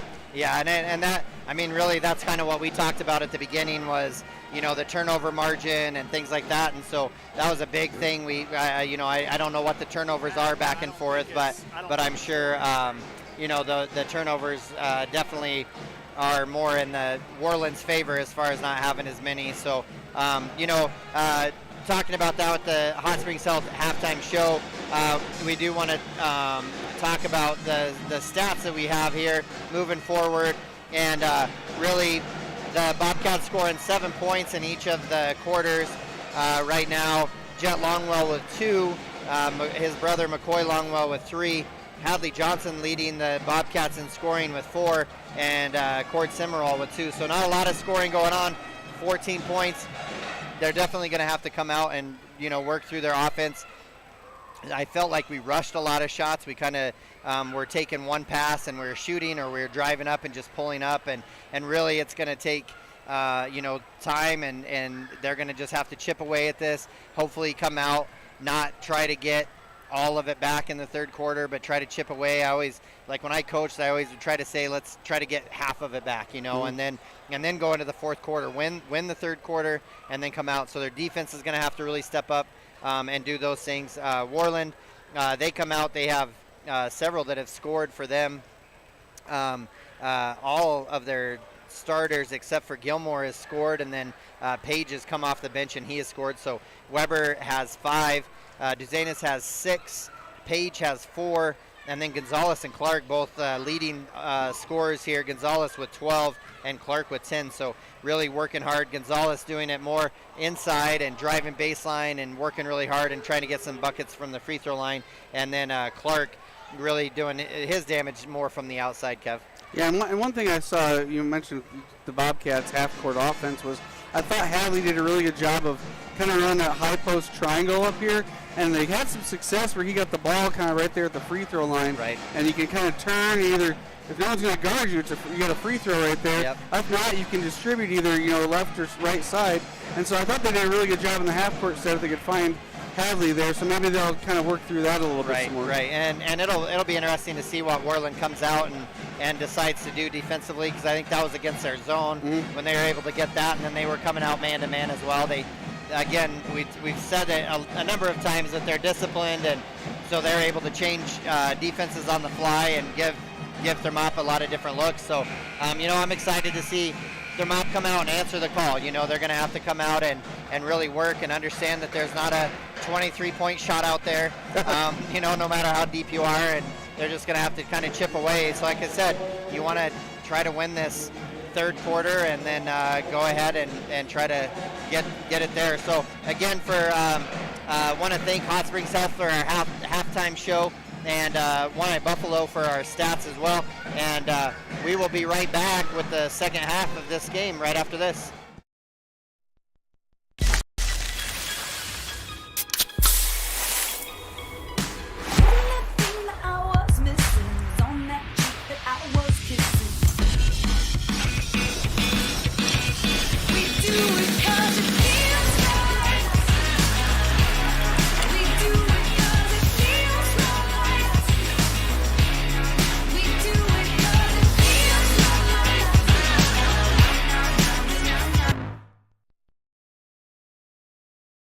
The choice is yours. Sutherland's Friends of the Family Plus Consumer Credit Card lets you choose from 5% off instantly at the register or special financing on qualifying purchases. That means no forms, no waiting, no rebates. You can choose 5% off instantly with your Sutherland's credit card. Got a big project? Choose special financing. The choice is yours with Sutherland's Friends of the Family Plus Consumer Credit Card. Subject to credit approval. Minimum monthly payment required. See store for details. Only at Sutherland's. Gotchi Rehabilitation and Wellness knows what it means to be on top of your game. For over 60 years, Gotchi has led the field in providing physical therapy, occupational therapy, and wellness in Thermopolis and their facilities in Worland, Basin, Powell, Cody, and Shoshone. Whether you're recovering from an injury, deconditioned, post-stroke, or just looking to take control of your health, you'll find years of dedicated experience paired with personal care at Gotchi Rehabilitation and Wellness. Learn more at gotchi.org. A proud sponsor of this broadcast is Bailey Enterprises. For over 50 years, Bailey has become the name you can trust.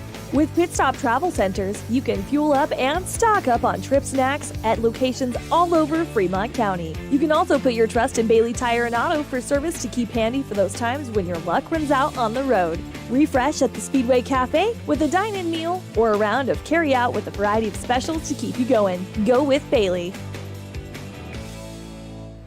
All right, and we're back here just a few seconds before we get this second half started. And I do want to say I missed a shot there by Gavin Shumway. He kind of got the scoring going for the Bobcats, so he also has a three in the game as well. So 3 points for him. So, like we talked about at halftime, Travis, welcome back, and hope everything is okay there with Corbin. For those of you fans of Corbin, he fortunately the knee seems pretty solid, very sore. He won't be returning tonight. We'll be checking him next week, but definitely a promising chance that he'll be back in the future.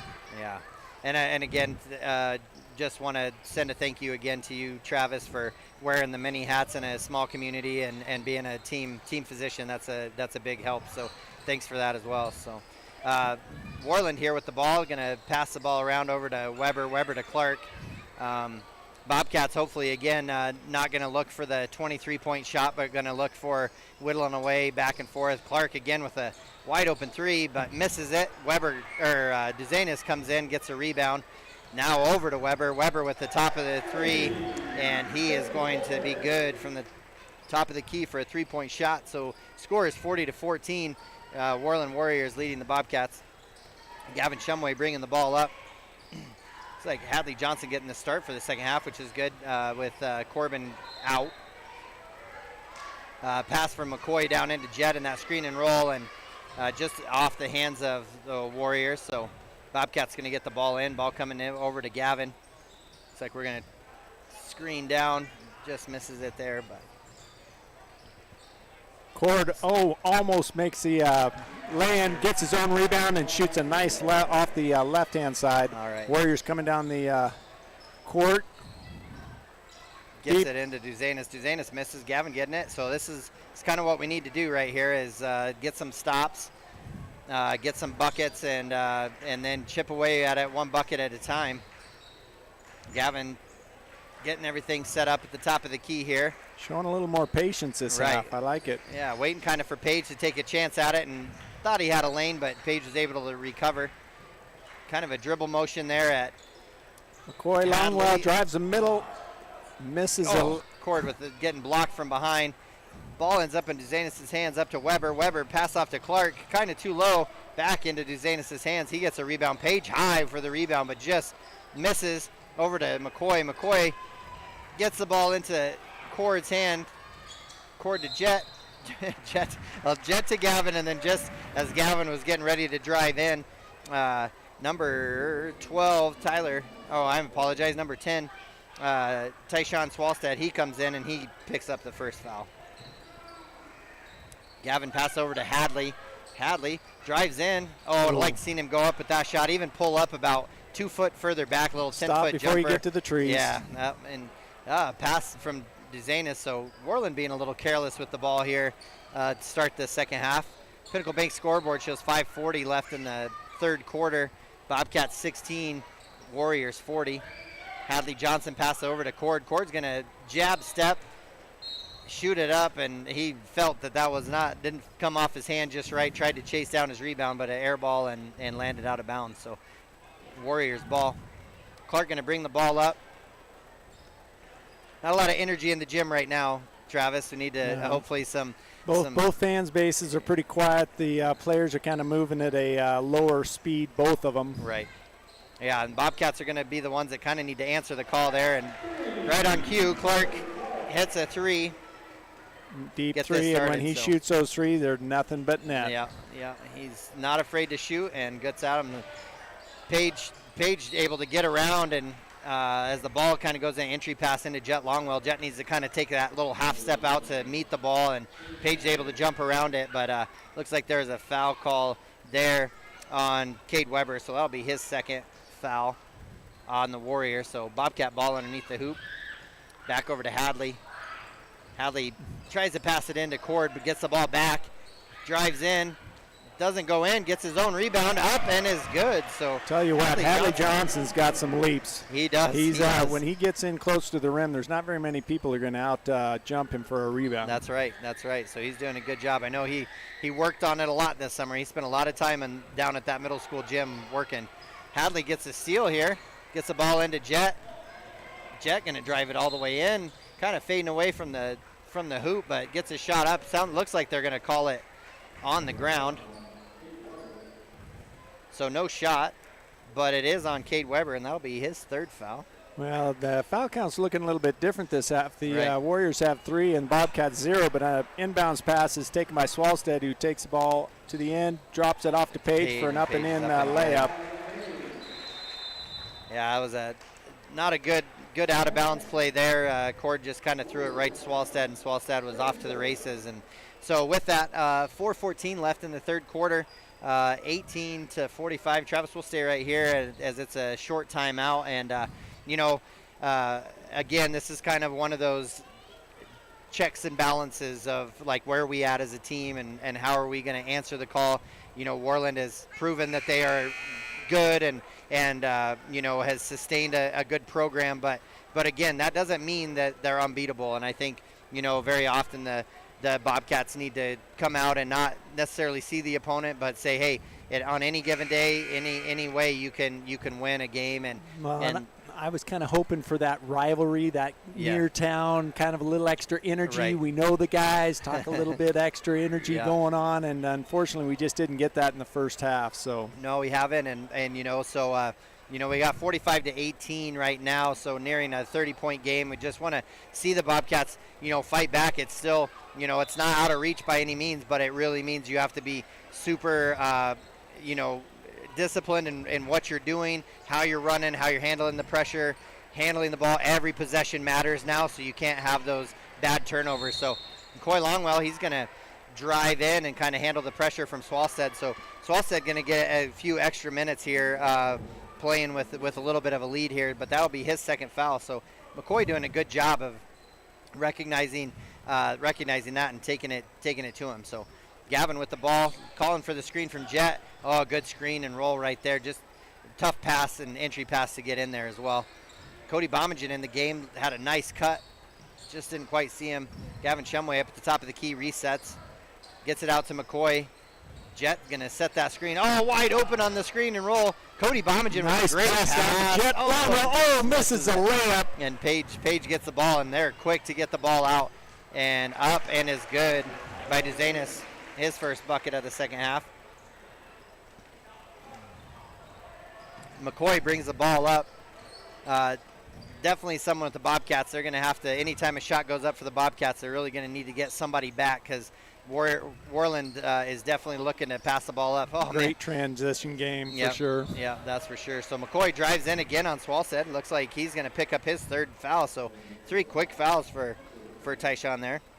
Well, and the one thing, the Bobcats are being a little bit more aggressive, taking the ball to the basket, where the first half I think we were just kind of passing the ball around, trying to look for the open man, and that being a little bit more aggressive this half and creating some opportunities and getting the fouls. Right, so McCoy Longwell will go to the line, shoot 2, and he is up and is good for the second one. So again, right now, being outscored 10-5 in this quarter. Pinnacle Bank scoreboard shows the Warriors up 47-19 over the Thermopolis Bobcats. McCoy will line up for his second shot, up, and it is good. So Worland taking the ball up. Looks like Weber's going to bring the ball up, setting up a play as Worland brings in some new players off the bench as well. The ball's over to Thiel. Thiel pass over to Page. Oh, and kind of everybody forgot to stay on the ball. But Cody Bommingen comes and challenges Page at the rim and is able to get the rebound on the miss. Ball ends up in Gavin Shumway's hands.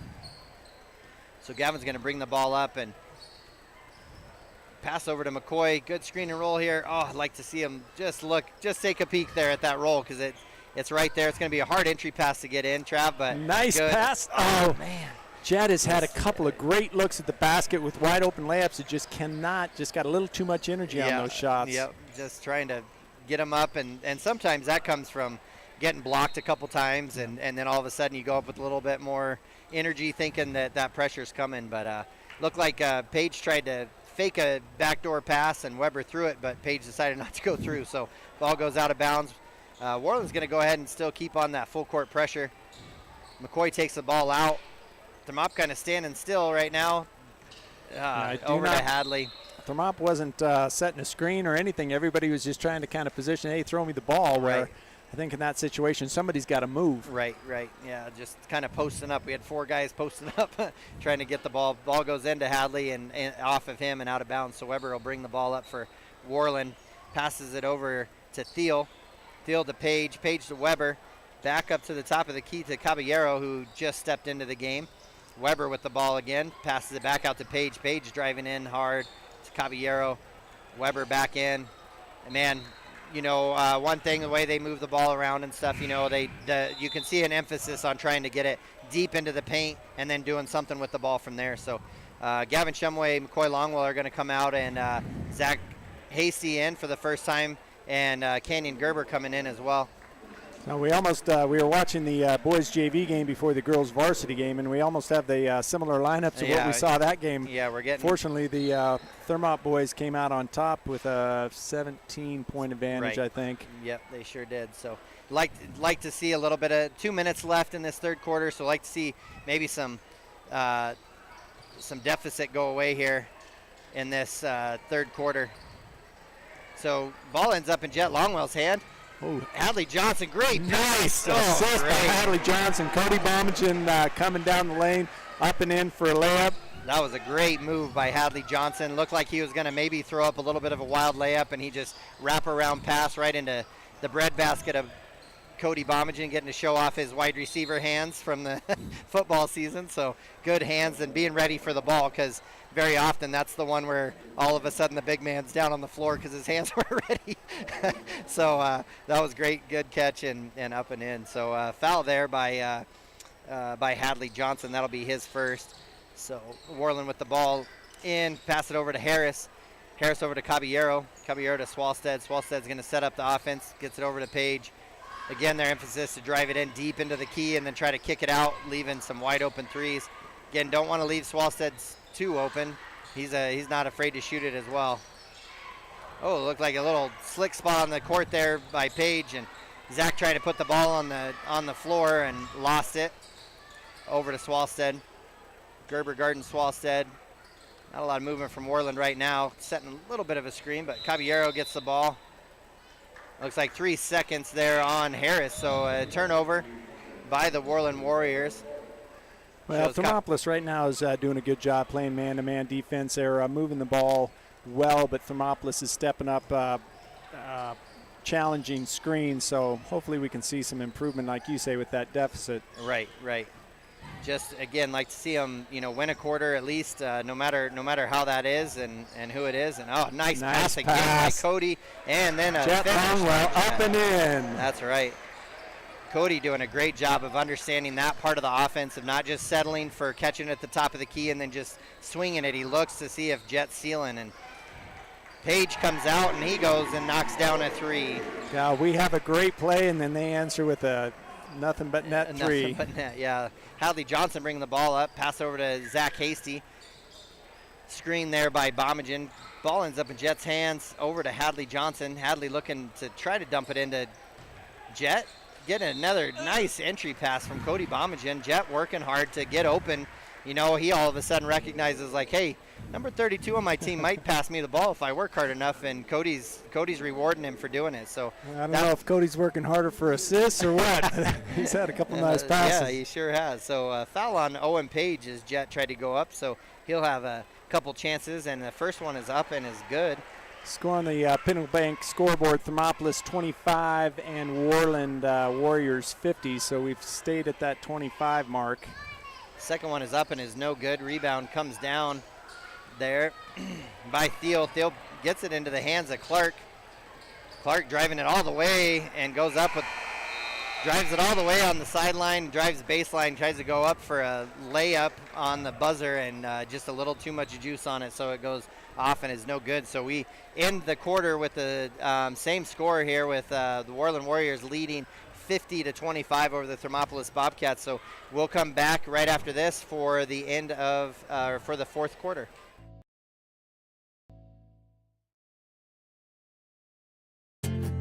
From one corner of the state to the other, over 82% of Wyomingites wear their seatbelts.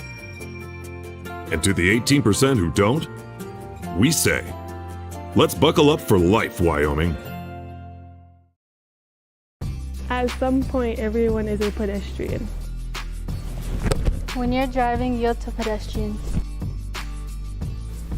Wear light clothing. Walk on a pathway instead of the road. Look out for pedestrians. Avoid distractions like your phone. Look out for pedestrians, they're everywhere. We are the Wyoming Indian Lady Chiefs. We need you in our stands. There are two. All right, and we're back here for the fourth quarter, and again want to thank you, those of you listening on 101.7 KDNO, and those of you streaming live right now on WyoToday on the YouTube channel. Appreciate you spending some time with us. Again, appreciate all of our sponsors, as we aren't able to do this unless they're there. So fourth quarter starts with Hadley Johnson passing the ball into Canyon Gerber. Pass over to Zach Casey. They're going to run a little screen and roll. Oh, man, it's just right there every time. So Del Duke's checking in for this fourth quarter. Ball gets passed over. Hadley Johnson taking it to the rack. Just happens to miss it. Del Dukes almost gets the rebound. Page off to the races with Zach Hasty. Goes up and is good for Page. He's got 11 points in the game, so several of the Worland Warriors in double digits there. So Hadley Johnson recognizing a little bit of a mismatch here, and he's going to drive in with his right hand as Harris comes over and fouls him, tries to put a little bit of pressure on him. So it looks like Hadley Johnson will go to the line. He was going to get subbed out by Ellis Weber, but looks like he needs to take a couple free throws. Well, while Hadley's doing that, going to give you guys a quick wrestling update from the Ronthon for the Thermopolis wrestlers. Rody Farrell is still in. He's got one more match today, and then he'll be in the semifinal rounds. Sounds like Will Ward is also still in for the boys, and I think all 3 girls are still wrestling, although I don't have the scores or what positions they are. The rest of the boys have had a little rougher day. Yeah, and what a huge tournament this is. It's like the biggest one in the state, and tons of wrestlers, and a lot of good wrestling goes on. So good for those that are able to be in it still and make it to day 2. Hadley Johnson is able to complete both free throws there, so good there. Caballero with the ball at the top of the key. Goes in, is up, and is good. Oh, I apologize. That's Caballero that made the ball. Yeah. Theo passed it to him. Zach Casey bringing ball up the sideline. Oh, Nice great pass down low to Del Dukes, up and in for 2.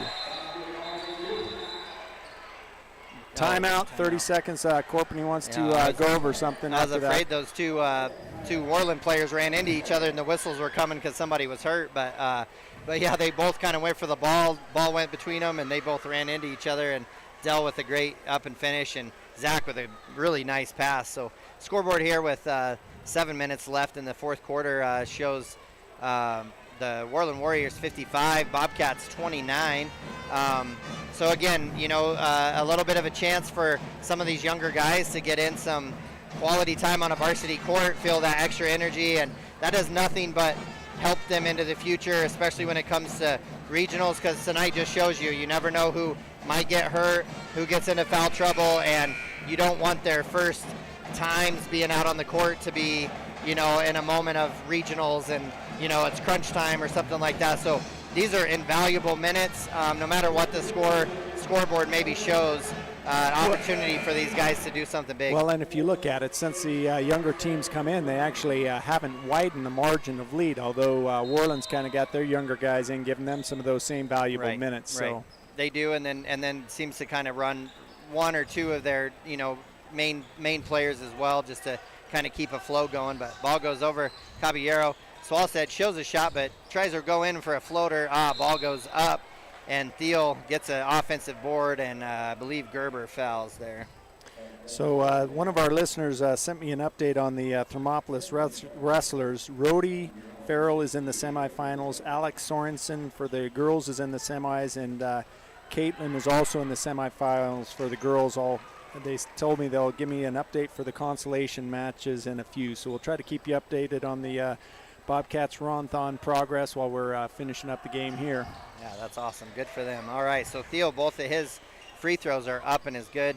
Ball goes into Gerber. Gerber up to Dell. Dell, nice back move. Up and left hand, and looks like it goes. Behind the back, spin move, everything, and then he didn't finish with a good shot. Should have had that jump stop, threw up hard, but he kind of threw it up while he was moving. Yeah, maybe even trying to draw a foul here.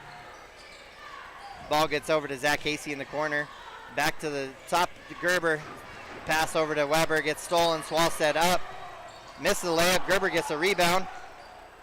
Gets it over to Zach Casey. Gonna dribble the ball up the court here. Try to set up for offense. Gerber gets the ball, waiting for a screen from Jet. Looks at him, but doesn't throw it. Gets it over to Del Dukes. Ellis Weber with the ball. He did get checked in after Hadley made the 2 free throws. Back to Gerber. Gerber waiting. Looks at him. Doesn't throw it in just yet. Back to Zach Casey. Just trying to look for any little chink here that they can to get a good shot up. A lot of patience here. There we go. Oh, man. That pass is in. Del Dukes from the top of the key threw a dot down to Jet Longwell on the baseline and up and in. Was that a foul called on the floor, or what was that? Yeah, he. I apologize. That was on Swalstead. That's his 4th foul. But yeah, it's been so Jet's gonna have a chance at a couple free throws here. I thought he was shooting, and they were lining it up like an out-of-bounds play, so I was a little confused. Yeah, so this they're in the bonus, so he hit the front end of the one-on-one. Yeah, so it makes the first. But man, Jet's got that down. He understands that if that first screen and roll isn't there, he's patient, waits for that pass to get past the top of the key, and the top of the key mostly Dell and Cody Bomagen, they've been looking and have been seeing it. So it's encouraging to see that kind of that next step in the play to materialize and them to find it, get some buckets off of it. So Jet scored most of his points off of that play right there. Ball into Page. Page drives in deep into the Swalstead, deep three. No good. Ball bounced around. Page ends up with the ball in his hands. Jet Longwell says, no, thank you. And he tosses it out of bounds. So Page misses the shot. So Gerber and Hasty will come out and replaced by Andrew Hasty, so Zach's brother. And Will Cole will come in for the first time as well. Pinnacle Bank scoreboard, we've got the Worland Warriors at 57, Bobcats at 31 with 5:29 left to play. Pass is going to go out to Page. Swalstead going to come and try to get the ball up at the top of the key. Passes it over to Harris. Harris drives deep into the lane. Caballero is going to drive in with his left hand. Tries to go. He goes up and over Brody Potter. So good for Caballero for 2 points. It's not very easy to go up and over Brody Potter, No, but Brody was playing good defense, just standing straight up, and Caballero did what he needed to. That's right. Ball gets up to Potter. Potter's going to come over and set a screen and roll. Will Cole drives into the middle of the lane, loses the ball, gets up to Caballero. Swalstead with the ball now is going to drive up the sideline, passes it over to Page. Now Swalstead drives in, deep in. Caballero goes up, head fake, and kind of opposite of the results that time. Brody finally this time decided, hey, I'm going to get up and swat this one, and got caught up in the air. So yeah, I it think looks he like was it was thinking, on the if Jack can do it, I can do it too. That's right, yeah.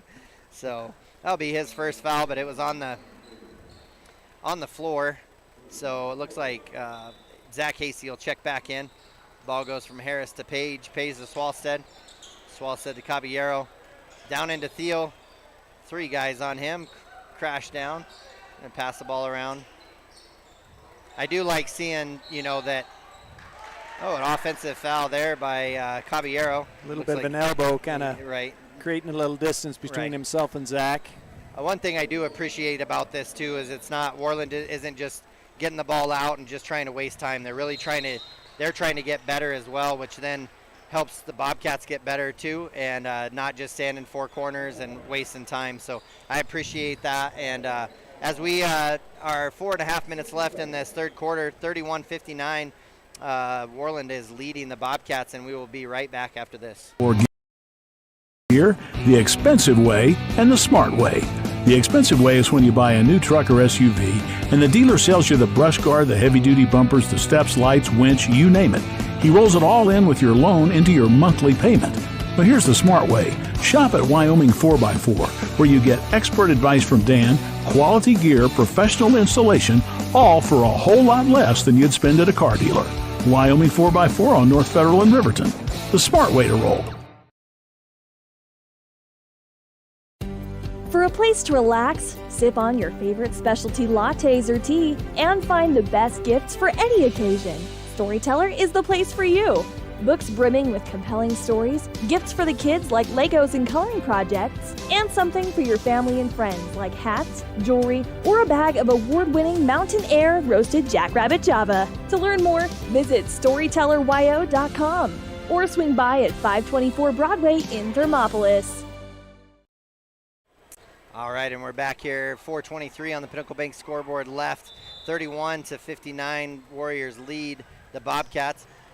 Zach Hasty with a great pass down to Weber. Weber goes in. Oh, good head fake. Nice job, Ellis Weber up off the block. Head fakes and up and in. Yeah, gathered himself and then went up with a great shot for up and good for 2. Ball goes over to Thiel. Thiel into Swalstead. Oh, maybe a little travel, but he got away with it. That's all right. Caballero with the ball at the top of the key into Page. Page looking to lob it into Harris. Good battle down with Potter and Harris in the block. Shot is up and is good by Page. So Page kind of having a day here right now with 14. Another long pass right down to Weber. Goes up. Oh, it's not quite. Long strides there at the end and just not able to finish. So ball ends up in Swalstead's hand. Oh, Andrew Hasty with a little kind of jab there at the ball. Looked like he knocked it away, but they called him for a reach-in foul. So that'll be Andrew's first foul.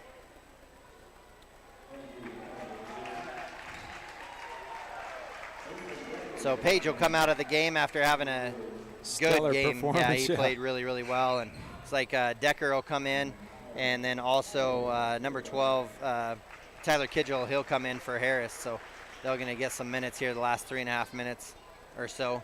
Ball gets passed out. Caballero into Decker. Decker over to Thiel. Passes it back out to Caballero. He drives in. Little floater up and is good. Caballero with 7 quick points in this quarter as well. Jet Longwell with the ball, bringing it up. Definitely seeing a different look by Caballero as he played a lot of that JV game. We didn't see this side. He's actually playing better in the varsity game. Right. Zach Casey with the drive in. Weber, good couple ball fakes there. Spin move. Just short again. Hustling for the ball, though. Ends up in Caballero's hand. Passes it up. Andrew Hasty with the rebound. Kind of got undercut there, but misses the shot. And back into Caballero's hands. Pass it up to Thiel. Thiel gets the ball blocked by Brody Potter. Both Decker and Jet both going after a great pass from Weber to Jet. Jet into Brody. Brody with a good over the top. Wow. Good That move was by some Brody of the best Potter. ball movement we've seen this game in That's regards to defensive rebound, transition play.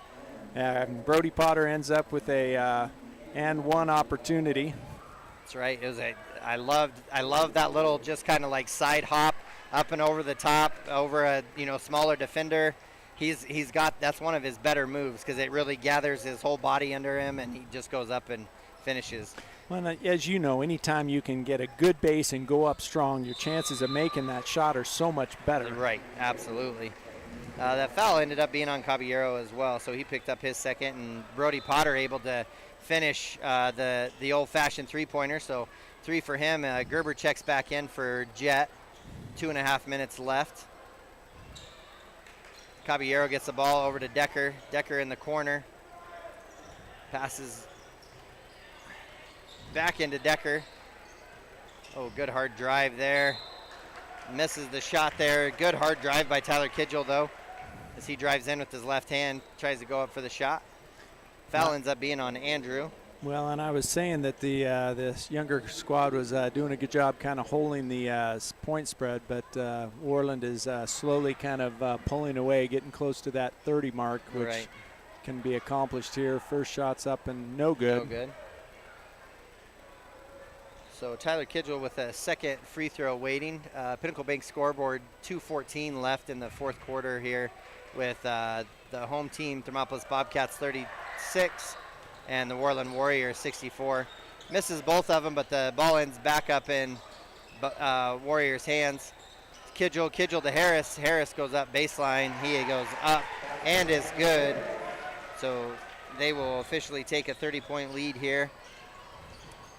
Zach Casey drives in, kind of forces a pass, tries to Will get a trap there on Swalstead and then causes him to toss the ball out of bounds, cross court. So ball will come back to the Bobcats. Looks like Weber's going to check back into the game for Zach Hasty.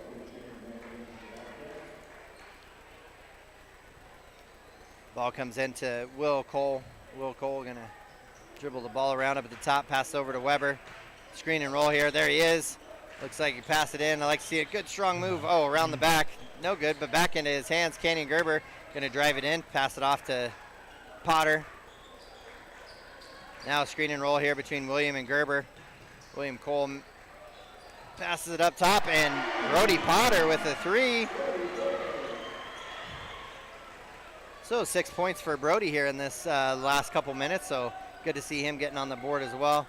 Decker with the ball, passes over to Kidgel. Kidgel to Caballero, back to Decker.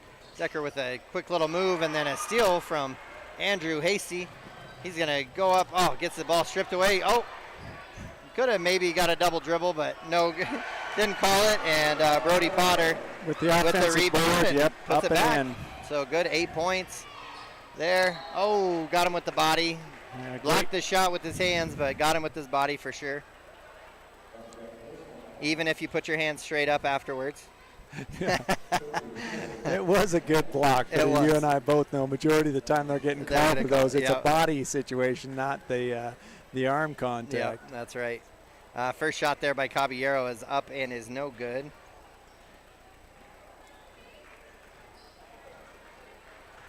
So I have a second chance here.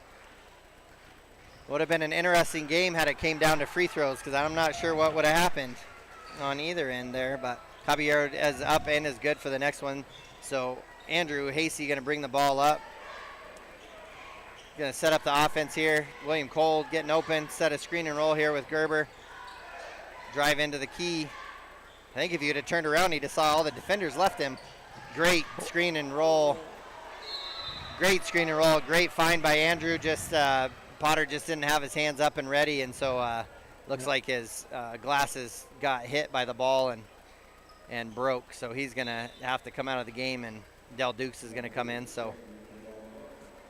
Yeah, that was one of those situations you talked about earlier where great pass and the big just wasn't quite ready for the pass. Yeah, always got to have those hands ready just in case. You never know when the ball's going to get to you. So good hustle by Andrew. He's kind of having a good carryover from the JV game as well. I'm not sure how many points he scored, but he had a good JV game, and it's kind of paying off into the varsity game here as well. William Cole will pick up Swalstead at the top of the key. Pass there to Decker.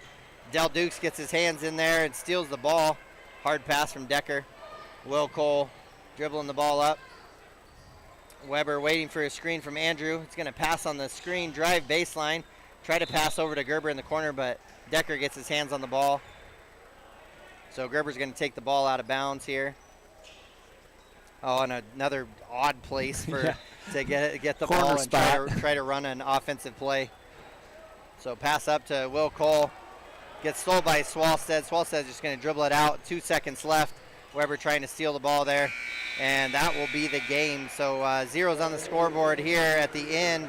Shows the Worland Warriors 67, Thermopolis Bobcats 41. So that will bring the Bobcats 0-2 in the conference. And the Worland Warriors will be 3-0, beating both their opponents last week and now us this week. So we'll come back here shortly with our kind of to wrap up the night and then talk about the post game.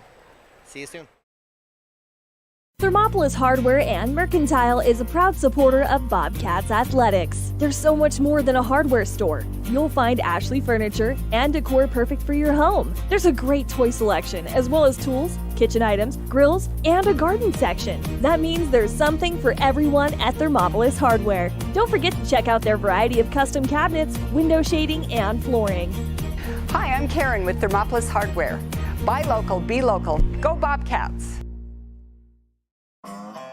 One-Eyed Buffalo Brewing Company is proud to sponsor this broadcast of Thermopolis Athletics. Enjoy some of the finest prime rib around at One-Eyed Buffalo every Friday, Saturday, and Sunday. You cannot beat their menu full of mouth-watering items like the bison burger or the many different varieties of mac and cheese. Top it off with one of their locally brewed adult refreshments on tap. One-Eyed Buffalo Brewing Company, 528 Broadway in Thermopolis.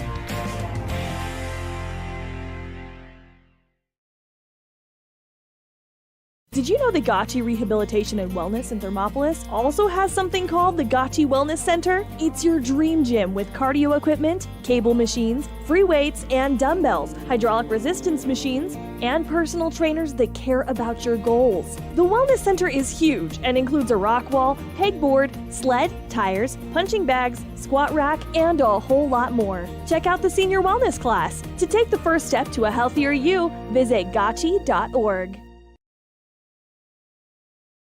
7 Lazy S Cafe and Bar in Thermopolis invites you to try the best breakfast in Wyoming. Try some of the hit dishes like the biscuits and gravy, the chicken fried steak, and the huevos rancheros. If it translates to ranch eggs, you know it'll be good. Try over 20 breakfast items on the menu.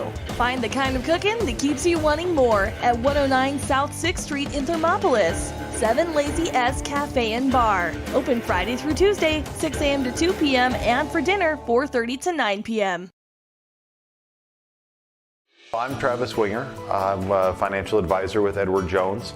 And we do, I pride myself on helping people with financial planning, achieving whatever goals are most important to them. The most valuable thing you have when it comes to planning for your future is time. The sooner you start and the more detailed your plan is, the better chance of success you have. First timers are my favorite people to work with because they're hungry to learn, and coming to see me doesn't cost anything. I don't charge for appointments, I don't charge for anything. Come in, talk to me, and all you'll leave with is a little bit more knowledge than you came in with. Edward Jones financial advisor Travis Wingard, 435 Arapahoe Street, Thermopolis. All right, and welcome back as we wrap up our post-game or Click It or Ticket post-game show here. We're going to try to talk to Coach Corpening and see if he's able to make it up after the game. I know he's going to talk to the boys a little bit and then maybe come up for a few questions here and talk to him. So, but before we get to that, just again, a tough game for the home-standing Bobcats as they fall 0-2 in the conference. Maybe not all that bad that tomorrow's game is suspended with the weather. We're going to find out hopefully soon when that game will be made up. But or maybe it'd be good to be able to forget about this one fast and go play one. I don't really know the answer there. I think considering that Corbin's out for a little bit, that'd give him a little bit of chance. He might be able to come back depending on how things look Monday. And so, I think big picture, I think the people are looking out for the kids' safety with the weather warnings and that. I think it's a good choice. I agree with you on that. And with that being said, our One-Eye Buffalo stats for the game show, a number of people scoring for both teams, especially when they're able to bring in maybe some of their younger squads and everything. And so with that being said, for the Bobcats, Jet Longwell had 7, McCoy Longwell had 7, Hadley Johnson with 8, Gavin Shumway with 3, Cord Simmerall with 4, Del Dukes with 2, Brody Potter came in off the bench with 8, Ellis Weber with 2, and Cody Bomagen with 2. So a lot of scoring as far as spread out across them for a total of 41 points. And as far as the Warriors, they had several score as well, 3 in double digits with Owen Page coming in and leading all scorers. He got some time in there in the fourth quarter, scoring 14. Carter Clark scored 13 early in the first 3 quarters. Court Gonzalez with 12. And then Cade Weber with 8. Brody Thiel with 2. Brock Duzanis with 8. Brian Caballero came in off the bench scoring 8 as well. And then Chase Harris scoring 2. And they scored a total of 67 points. So, again, good for, all-around scoring, kind of what we saw from Powell. Powell had 5 in double digits last week, and or 4 in double digits, 1 right on the brink of scoring and double as well. So, again, Bobcats defense is really just going to have to kind of step up and start causing some chaos like I know they can. Tale of 2 games kind of between Powell, our first conference game, and really trying to put that pressure on and do the press, and didn't see a lot of success with that, and then turned around this week and thought, hey, maybe we back it off, and it's worked good, I think, at the beginning, and then it kind of fell short. So I don't know, what do you think, Trav, as far as moving forward? Well, I just think, we talked about some of the keys of the game, and we just we talked about the discipline of the Warriors, and that's what we saw. They came out, they executed both offensively and defensively. They made their shots. They proved themselves on the free throw line that they're not the strongest in the conference, but the Bobcats we didn't have that consistency. Continue to have some of the turnovers, and those are just some things that we're, like you say, we're going to have to try to overcome. We've got the potential, we've got the athletes. It's just a matter of just that execution. Yeah, absolutely, and then just believing in themselves and coming out and understanding that the waves are going to come and learning to fight through those and still keeping it close. And we've seen this group of boys do that before, so it's not that they've never tried it and they've got to learn how to do it. I just think it's really understanding where they're at and pushing forward and working hard through that. So again, during the Click It or Ticket post-game show, we just want to thank again all of our sponsors and also One-Eye Buffalo for not only our halftime stats but our post-game stats as well. And as we move forward, Travis, for our Papa Murphy's player of the game, someone who we didn't see it all last week in the Powell game, and he came off early into the game and really kind of just scored did some great things, kept us kind of in it. He was the one that got our scoring going in the second quarter when we were struggling to get anything going, and so it was really good to see Hadley Johnson come in, and he really answered a call. You could get really discouraged if you don't play in a game prior and then just kind of say, oh well, or really be down, and he didn't come out looking that way at all. Was really up, really taking care of his teammates too, and then came out and played hard. So for sure, I think Hadley Johnson, he was our leading scorer as well, tied with Brody Potter with the 8 points, and so Hadley Johnson will be our Papa Murphy's player of the game. Yeah, I agree. Hadley came off the bench. He's always plays hard, gives 100%, has a positive attitude, great team player, great assist, looking at everybody. And I just think he was brought some real positive energy to the floor after last week's thing. And I think he kind of, nailed it, saying that, which way are you going to respond to that situation? And he responded like a champion in regards to that. So, I think well earned tonight by Hadley. And for the Gatorade player of the game, somebody who, again, came off late in the game but had a big presence, had a old-fashioned 3 as well as a new-fashioned 3, and brought 8 points to the game. So he tied for leading scorer with Hadley Johnson was Brody Potter. And Brody Potter, he's just a big body in there, and really starting to show some growth, some hustle on defense. Really adds a lot both on the offensive and the defensive glass. And so, I think both of those were well-deserved tonight. Absolutely. And the thing that's exciting about Brody, too, is I'm anxious to see him. I think he'll find that those block shots will come when he's playing weak side defense, and waiting for something to come off. And most of the time, really good block shots come on the guy you're not defending. And I think he'll find that that's where his leaping ability, because he really does have good leaping ability, that he'll find some good defensive runs in that as well. And I agree, he's got a lot of potential, so it'll be good to see. So congratulations to both of those guys for their hard fought. And we're going to take a break here for 30 seconds, let one of our sponsors run one of their ads, and then we'll be right back, and we'll see if Coach Corpening is here or not. Here in Wyoming, we live by the spirit of the Wild West. Now where the sun's a little brighter, where the snows that fall are a trifle whiter, where the bonds of home are a wee bit tighter, that's where the West begins. We're the bank that's with you wherever that spirit, because we're more than a bank in Wyoming. We're Wyoming in a bank. Pinnacle Bank, the way banking should be. Ever wonder why so many babies are delivered at Hot Springs Health in Thermopolis? Could it be the exceptional prenatal care offered by our providers? Or our convenient family practice clinics located in Thermopolis, Worland, Basin, Shoshone, and Riverton. Maybe it's our new OB suites with large jetted tub, or maybe it's the place where you know you can find all of this and more.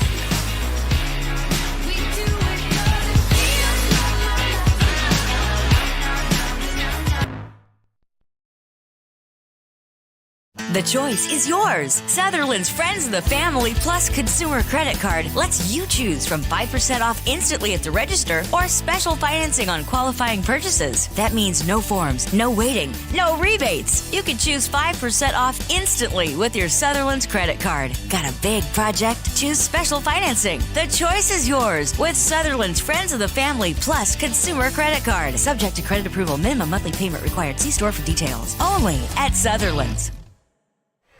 All right, and we're back here with Coach Corpening. And Corpening, thanks for taking just a minute here to talk to us with the Click It or Ticket post-game show.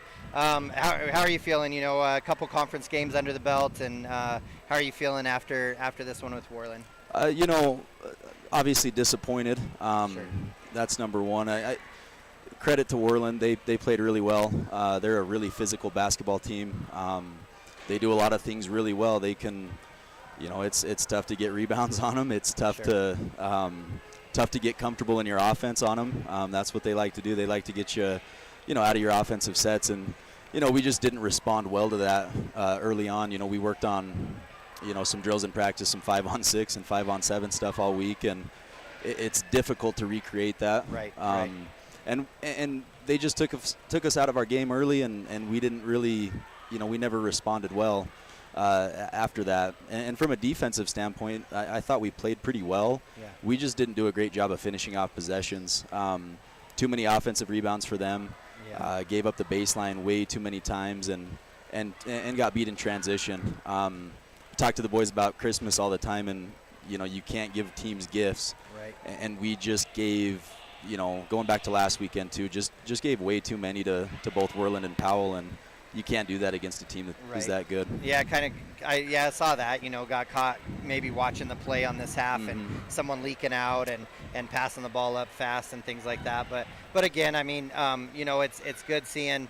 Excited. We talked about Hadley Johnson coming in off the bench, and he was our Papa Murphy's player of the game. He did some really good things, had some good plays, a good little 10-foot jump shot in the middle of the key, things like that. So, having Hadley come in off the bench, that was nice. And then also, loss of Corbin, hopefully kind of sounds like he might be okay if he's able to ice and do those things too. But how are you feeling, with team, how, afterwards and everything? I mean, the boys will respond. They'll be excited on Monday. Yeah. And it's not anything that, it's just a consistency thing. Going back last week to Powell real quick, we came and played them really tough in the first quarter. Right. Had a bad second quarter, and then, the third and fourth quarter we played them even. Yeah. It's a consistency thing. I thought offensively we looked good last weekend. Offensively this week we didn't play very well. Defensively last week we were pretty poor. Defensively this week we were quite a bit better. Like I just told you, though, we didn't finish off possessions as well as we needed to. It's just a consistency thing, and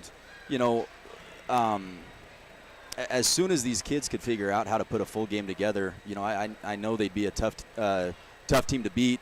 Obviously, we wish that that would have happened in December and now into January, Sure. But as long as they can keep getting better week to week, and if we can get them peaking around regionals time, we should be fine. Yeah, sure. I agree with you on that, Coach, that I think they're going to see a different team the second time they see you guys. I don't think it's going to be the same results, and that's I think your benefit, where you maybe can surprise them a little bit, or catch them napping a little bit or something. So, I agree with you. I think this team has a lot of potential and a lot of kids that can come off the bench and help out, but also the ones that you got starting. I mean, they have a lot of time on the court over the years, and so I think they're going to, really be there for you. Good leaders and things like that as well. So absolutely. Sure look forward to moving forward. And I don't know, we were talking about it, kind of laughing. We were like, well, maybe it's good that they don't have a game tomorrow. And then I was like, or maybe it'd be good to have one to just kind of work right into it. Well, I spent all week preparing for Worland. So I wasn't all that disappointed to see that game is going to get postponed. Obviously, Levels, they're a tough team, and that's a huge game for us when we start talking about standings for regionals. Sure. And, we got to find a way to get that one.